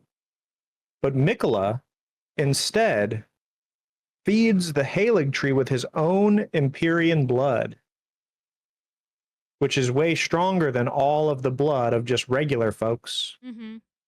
And so he doesn't ever quite grow it into an Erd tree because Moog snatches him up. And so the idea is supposed to be something like... Well, wasn't Michaela not supposed to create an Erd tree? Like that was blasphemous as well? That's blasphemous as well, yeah. So that's kind of where we're headed, right? Is that Mikola has done something just as blasphemous as burning the Erd tree, which is to compete or contest it, right? And so we get this kind of strange view, right? So the Halig tree is way at the top of the consecrated snowfields. You have to take the secret lift up to it, which, by the way, the lifts are so crazy. Like, imagine building those lifts. And so I'd like to what we're visit the world of... I mean, I know, not it's physically. so I don't crazy. want to die, but... It's so crazy. The like the thing that like really stands out or is wild is this kind of idea that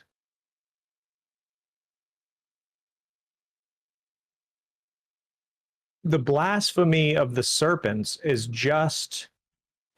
one kind of obvious blasphemy, right? It's a kind of discursive blasphemy. And so for Foucault, there's two kinds of discursive power. There's the kind where we say we don't talk about it, Mm-hmm. and we do that so that people talk about it, so that it comes to be. And that happens all the time. And so in the case of Reichard's blasphemy, it seems like Radagon would spread the story to his son Reichard about, like, and this is the blasphemies of the land, and this is what we don't do. Wink, wink, nudge, nudge. And to Ronnie, that, you know, what we don't do is kind of engage with the dark moon, right? Wink, wink, nudge, nudge, right? Right. We only interact. And then to Radon, right? What we don't do is interact with sorcery outside of Glintstone. Wink, wink, nudge, nudge, right? Because those are the three kind of blasphemous structures against Mm-hmm. the Academy, right? Is magma, frost, gravity. And it's the three kind of sorceries that are not allowed at the Academy, or are never there, because the only thing that's there is what comes out of the primal Glintstone currents. And so, to make this happen and make this possible, Radagon has to come and be with Renala, and then break her heart so that she can no longer interact with her children and guide them. Mm. Otherwise, Renala, strongest sorcerer of all time, would just be like, no. Like, you're not going to do gravity. You're not going to do that. And you're not going to do that.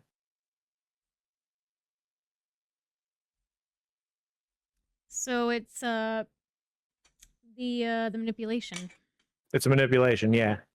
And so that's part of the big betrayal, I think, that we're going to find, is that their fates being intertwined, because really Radagon's all about fate, right? The stars are what fate is. And so to kind of have a son who looks up to Godfrey is hilarious, but also to have a son that then fights the stars to seal fate, which then gives you have time. Reichard that also looks up to his brother Radon. Mm-hmm. Like, I Right, think so this is, has a painting of Radon in the manor. he does, for sure, right? Yeah. The this whole kind of this whole relationship is insane. And so, you know, this is what Ronnie looks like, because she is using the doll that looks like the witch that she learned from, because her mother was absent because of Radagon leaving. Mm-hmm. But what does Ronnie really look like? I only found her charred. I mean, like, nobody would know, right? She would, Mhm. but I mean, look at this guy. Look at this guy, right? She's gonna be purple and gnarly, you know, like she's gonna be something else, right? She's gonna be something else. This is just a facade, right? This is another form of manipulation, another version of the manipulation. And so what we're ending up with is this kind of like, That's right, yeah, we're at this kind of like, that's it, yeah, that's it. And so we're at this kind of like strange thing where we have this kind of the obvious blasphemies come from Radagon. Yep.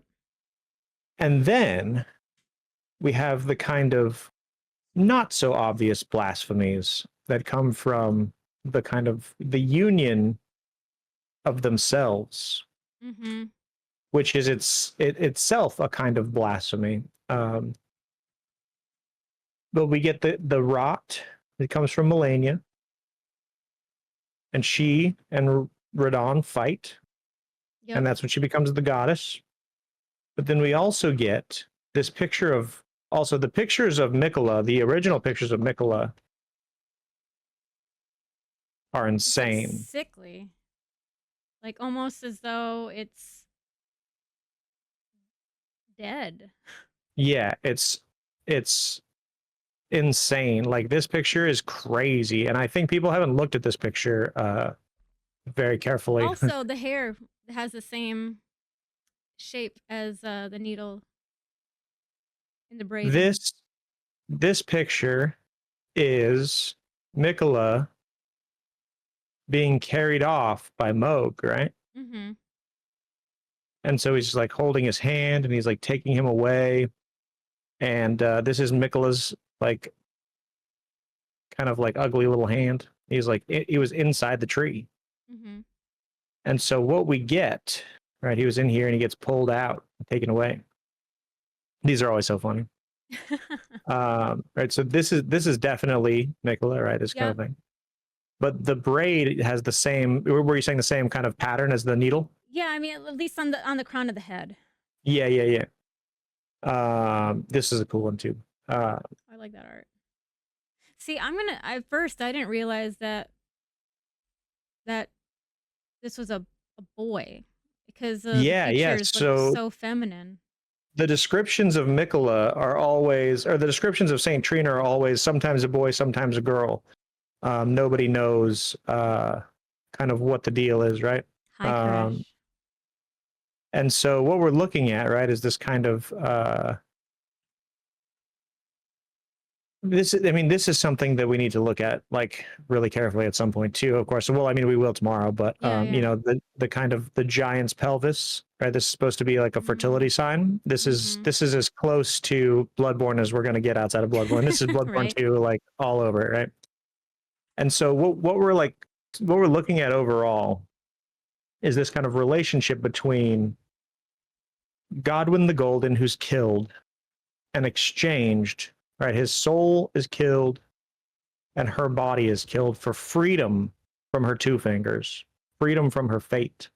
So the kind of cosmology of the demigods is locked in a physical sense. So she frees herself to take on this puppet form. But we have other puppets. We have the puppets of Celavis, the puppets of Selen. And so Radon halts fate in totality. And then Rykard brings out these like blasphemous sorceries and brings out the kind of aspects of the crucible that belong specifically to the serpent god, not the formless mother, the serpent god. And so I thought we actually had it up. Do we still? Yeah. So this here is not the serpent god. This is the devourer of gods, right? And these here you can see are hands, not little, right? Oh my goodness, yeah.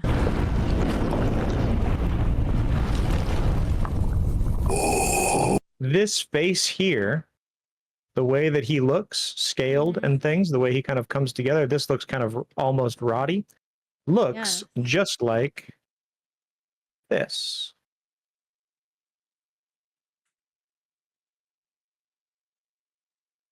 Godwyn the Golden. I'm covering it up with my face. Let me pull up the That looks like a nose. Yeah, this is his nose, these are his eyes. Oh, okay. Oh, what if so that is? Well, it kind of looks like it. Well, I'm not going to speculate. I'm going to find out eventually. What are you thinking? Well, the eye, suddenly it looks like that's what Marika pulled that stuff out It looks very similar, doesn't it? Yeah. But I think that's too big. I think it's too big too. So this is what happens to Godwyn after his body is killed and they try to give him an Erdtree burial.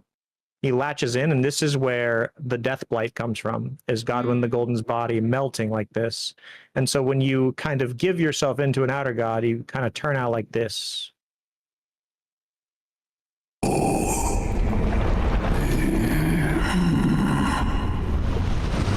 Gender fluid icon, yes. Very well.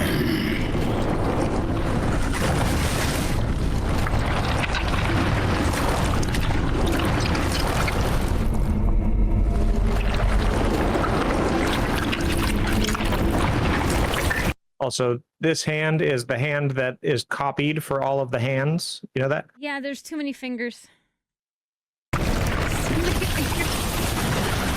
So he pulls out, all the bones fall out, all the people fall out, right?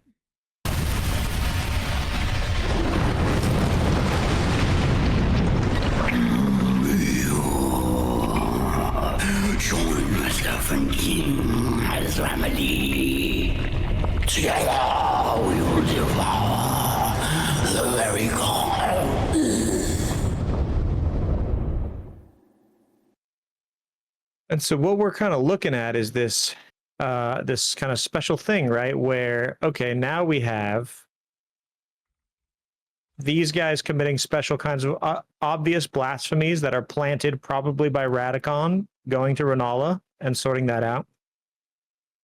We have the kinds of the protectors of the Three Fingers and the Frenzied Flame, so that people can't know about it. So this is discursive powers on one side and discursive powers on the other side, right? So it's basically just protecting things that nobody knows about. So nobody talks about the Three Fingers except for the merchants, who are then hunted down. And then we have these over here who are kind of talking about things outwardly that you're not supposed to. That's why they're like, blasphemous. Yep.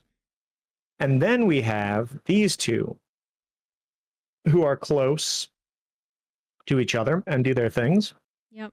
And so the question is, so Mikola abandons his body and he goes into the tree, and in doing so crosses over to the land of shadow, right? And so just like how Marika leaves through the tree, Mm-hmm. Mikola is basically coming in the other way from the Halig tree. Oh. Okay. Right? He must go into the tree. So we think that he's making the Halig tree to protect to invite everybody and protect everybody and all these kinds of things, and to cure Melania, which the latter might be true. But what if he's just making the Halig tree to get another entrance to the land of shadow where it's been sealed at the Erd tree? Is there any way to go to the Erd tree to, well, I guess maybe the files wouldn't even be there. I was having a conversation with somebody where, sometimes companies will give out the DLC game key early so you can at least download it. But I think in this situation, if that were the case, people would use mods, or there are people out there who are smarter than me when it comes to games and technology, that they could just find some way to get around any sort of auto lockout to access those files and whatnot. Interesting. But I don't know. Like, there has to be I haven't some looked at sort anything, of so hint that leads to this plan that they've had all along. I have to believe that there's hints. Yeah. I mean, there's definitely that. I definitely think that's true. I think so. So I think what we're kind of generating is a kind of like this idea. The idea of Melina being the Glomide Queen is either out, or Melina's Marika, which is a weird one. And I think what we're looking at overall is we're ultimately saying that all of the demigods in their own way are blasphemers. Oh, yeah. Except for the one that's dead. The one that was killed. And so it seems like everyone knew this was going to happen in a way. The blasphemy of Moog is obvious. Blasphemy of Morgoth's obvious, right? They interact with the Formless Mother. The blasphemy of Godric is not so obvious, and maybe this will be the last thing we talk about today, because this might be a good spot to kind of stop, because like basically what we're saying is like maybe Mikola is seen as kind and benevolent insofar as everybody's welcome at the Halig tree.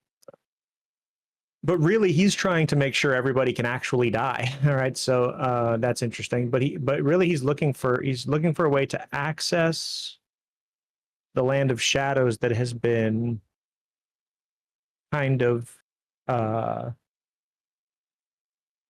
I'm looking at what Karash says here. An invisible veil. Yeah, that's totally Karash. Exactly. You know, what we're looking at is something like, you know, here is the Erd tree, and it has this kind of, you know, this is where we go in at the end of the game. Mm-hmm. And then, so this is in Lanedale. And then we have Rolled. And then we have Mountaintops of the Giants. And then, over here, we have Consecrated Snowfields. And then behind that, right, kind of in its like new, like hidden thing is, so we'll say this is all like over here.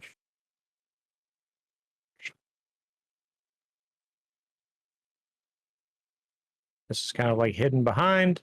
Yep. And then behind this is, oops, that's kind of a shitty Halig tree. This is the Halig tree over here. And down in here is where we fight Melania, which is wild. Yeah. And at the very depth, she's like, well, actually, now that I say it,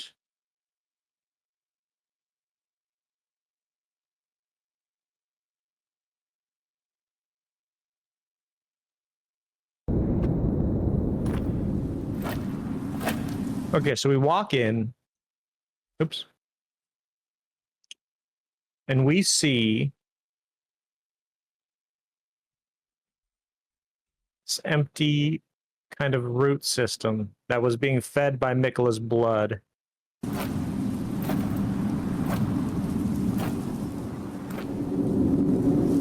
The hole where Moog took Miquella from.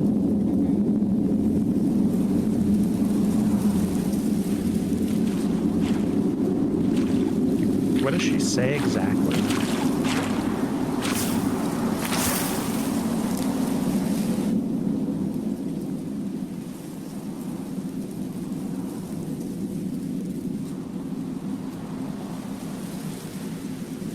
So she's got her hand on it. She has her throne here, so she dragged it all the way here. We have snow or ash. Frozen at this point, or Lilies. No, she's just chilling. She's gonna put her arm on.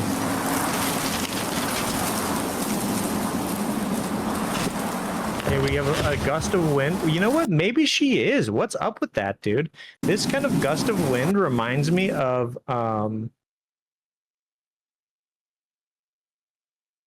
this gust of wind. I'm not quite sure what you mean by code. Like codes, when I'm talking about coding, I just mean from a mod perspective to access the files within a game, to look at them, not so much play them. Which gold arose. So gold Data comes out mining, of. I guess. Okay, yeah, gold comes out of this. So this gust of wind here reminds me of. So it looks like she might be just stuck until the wind blows. Like, what's up with that? Does she move at all? Am I That's why I tripping? was asking if she was frozen, because I've never seen her like breathe or anything. It just feels like she's Yeah. stuck. Like I don't even see her chest. Yeah. And then the wind blows.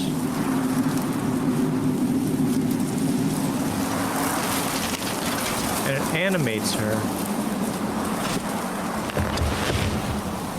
What the fuck? I dreamt for so long. So when she sits drunk for so long, is she sleeping? I mean, I want to say she's. Man, I'm totally unclear of what's happening here. I've watched this so many fucking times. I'm totally.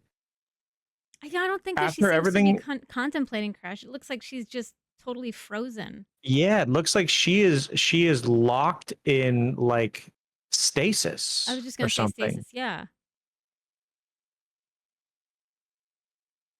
A disturbance. So I would think that too, except for like the wind is one way that the outer gods use to interact in the world, both in Lovecraft and Bloodborne and here. even here, you can see that she has leaves on her. She's obviously been there for a while. Look at her arm. She Yeah. has leaves that have just kind of... Just chilling, yeah. Mhm. And this is just like...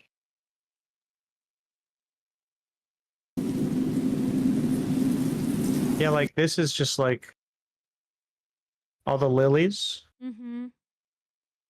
You know what it is? Hmm. You know what it is? Mikola put her to sleep. What an asshole. Hmm. But why? Because okay, so my big theory, this is where yeah, Saint Trina, yeah. I think so. My big theory is that Mikola wanted Moog to kidnap him, to take him to the palace of the Formless Mother, which is required for him to have an audience with an outer god that he doesn't have connection with. Oh, and then give up what? It's golden. Exactly. And so I think Mikola, or I think Melania, would never let that happen. Because I think that Mikola knows the only way to cure the rot is to burn it out from the inside. Mm-hmm. And so But if he she's probably... in stasis, then she wouldn't rot? The rot doesn't rot, yeah. I wonder if you get slept while you have rot, what happens?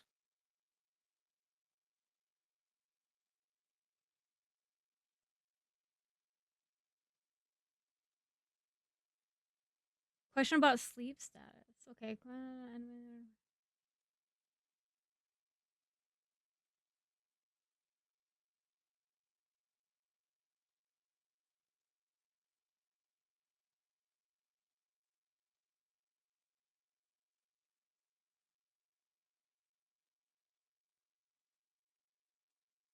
But I feel like it's a little bit different with...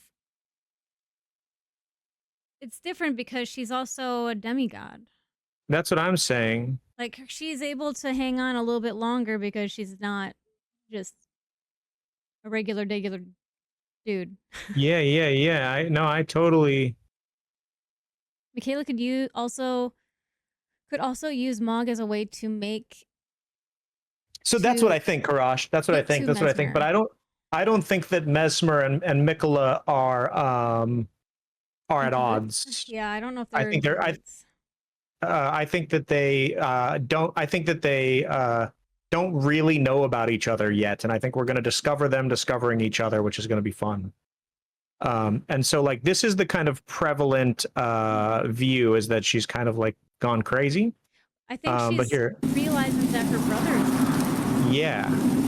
And so I think what we're supposed to take from the Trina's lilies here is that because this is Mikola's and her stuff kind of mixing.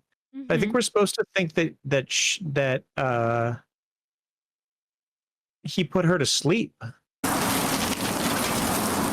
and that when the Tarnished gets there, that we wake, that Mikola wakes her. I dreamt for so long.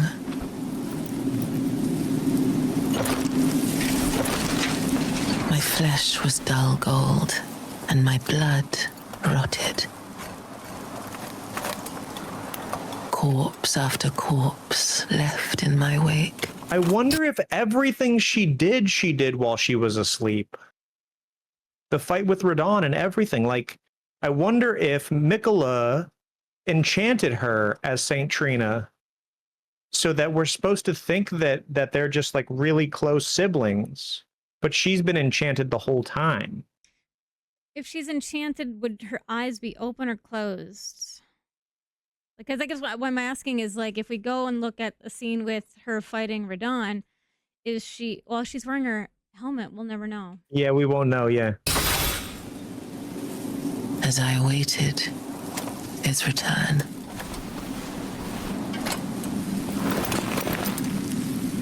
I awaited his return. Mm-hmm. I think it's supposed to be Mikola, but now I'm Heed my words. I am Melania, Blade of Mikola.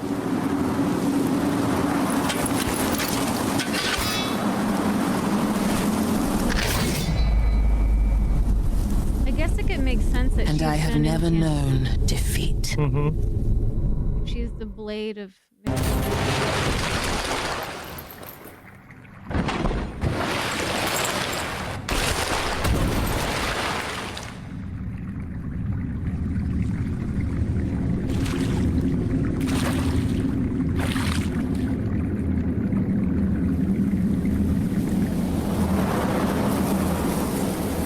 We get wind again.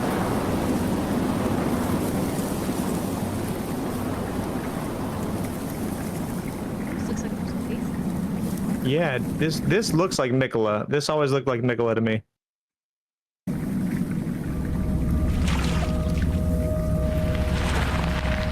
Wait.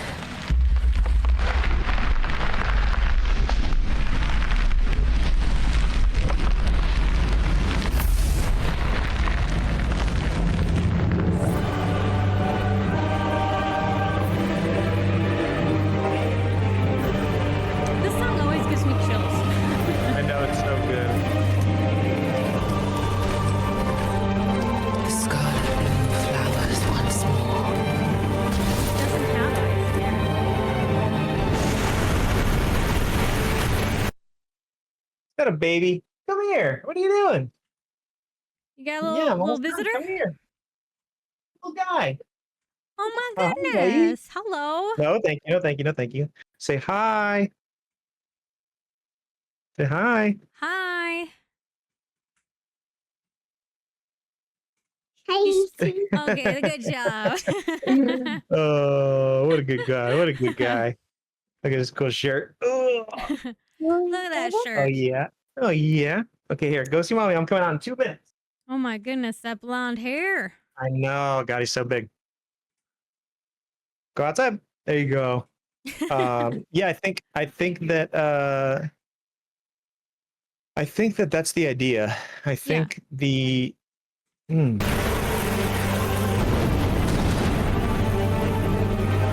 Okay, so this is interesting too. We don't just have rotted butterflies here. We also have sleep butterflies here. I've never seen that before. Look. Oh. So, but there's different colors. There's the red ones, which I'm assuming is scarlet, the Yeah. white ones, yellow ones, green ones. Yeah, I've never seen all the colors there. Do they all mean individual ones? I used to know.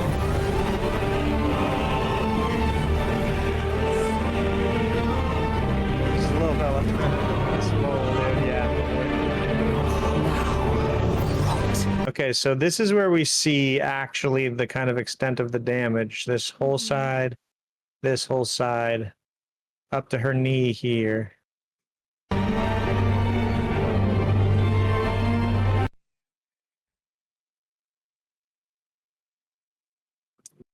I don't know. I don't know what to make of So- that. We had Aeonian ones, I think, in there, smoldering ones, nascent ones, but we didn't have those glowing white ones. Isn't the nascent the glowing white one? No, the nascent ones are white, but they don't like glow brilliantly. Oh, I see. Yeah, I don't know. I mean, the takeaways are something like, I mean, this is a good question, Karash. The takeaways, I mean, for me, I think are, how do we want to, let's see, is this, no. The question for me is something like, how do we want to understand all this stuff, right? And like, I mean, I think the kind of big move ultimately is something like,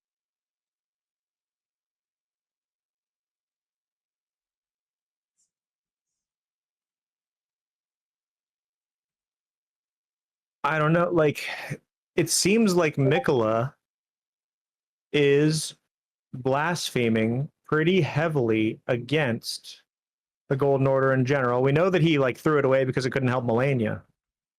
And so I wonder if the point of the hailing tree is just to get to the land of shadows because he couldn't enter the tree for whatever reason. Mm-hmm. And so he must know more about everything than everybody else. I mean, I guess it would make perfect sense why he's also the one that we got almost the least information about. That's true. Also is in a position where he can't even tell his own story to some extent. Yeah. Yeah, I don't know. It's definitely interesting. It's definitely interesting. I don't know. We're gonna have to think about it more, but I feel like we got a good handle on everything that one would need to know before you start. At least there's the general genealogy. It seems like some blasphemy feels more important than others, but everybody's blaspheming. Yep. And we want to know kind of like why everybody is constantly blaspheming, right? It seems, I mean, there's the Christian element. What you should do after this here, I'm going to send you something you can watch with everybody while because I'm going to have to go here in a second, but you can watch this with everybody. Is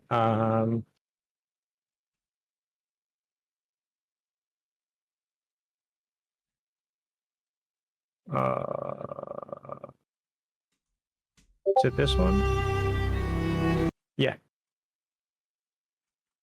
I'm just going to text this to you here. This is a tarnished archaeology video about the 2 fingers and the 3 fingers, why 2 fingers, why 3 fingers, and the way that it connects to Christianity. Okay. And the Golden Order and the Greater Will are like manifestly Christological ethoses. So like once you watch this video, then a lot of the stuff that we talked about will turn out to make more sense, I think, in interesting ways. Awesome. All right, cool. I gotta go, but dude, nice. I feel like we got some good shit done. Actually, I want to think about the Melania cutscene so much now. Like that's, dude, the stasis is crazy. Like the idea that Melania is asleep. I've never seen anybody say anything like that at all. Yeah, I think it's. I want to look more into that, and I hope that there's going to be more information about it. We'll learn more. Yeah. Hey, we're gonna get something. We're gonna get something for sure. Well, thanks for dude, taking the time to hang out and chat with me. I hope you have a really good day.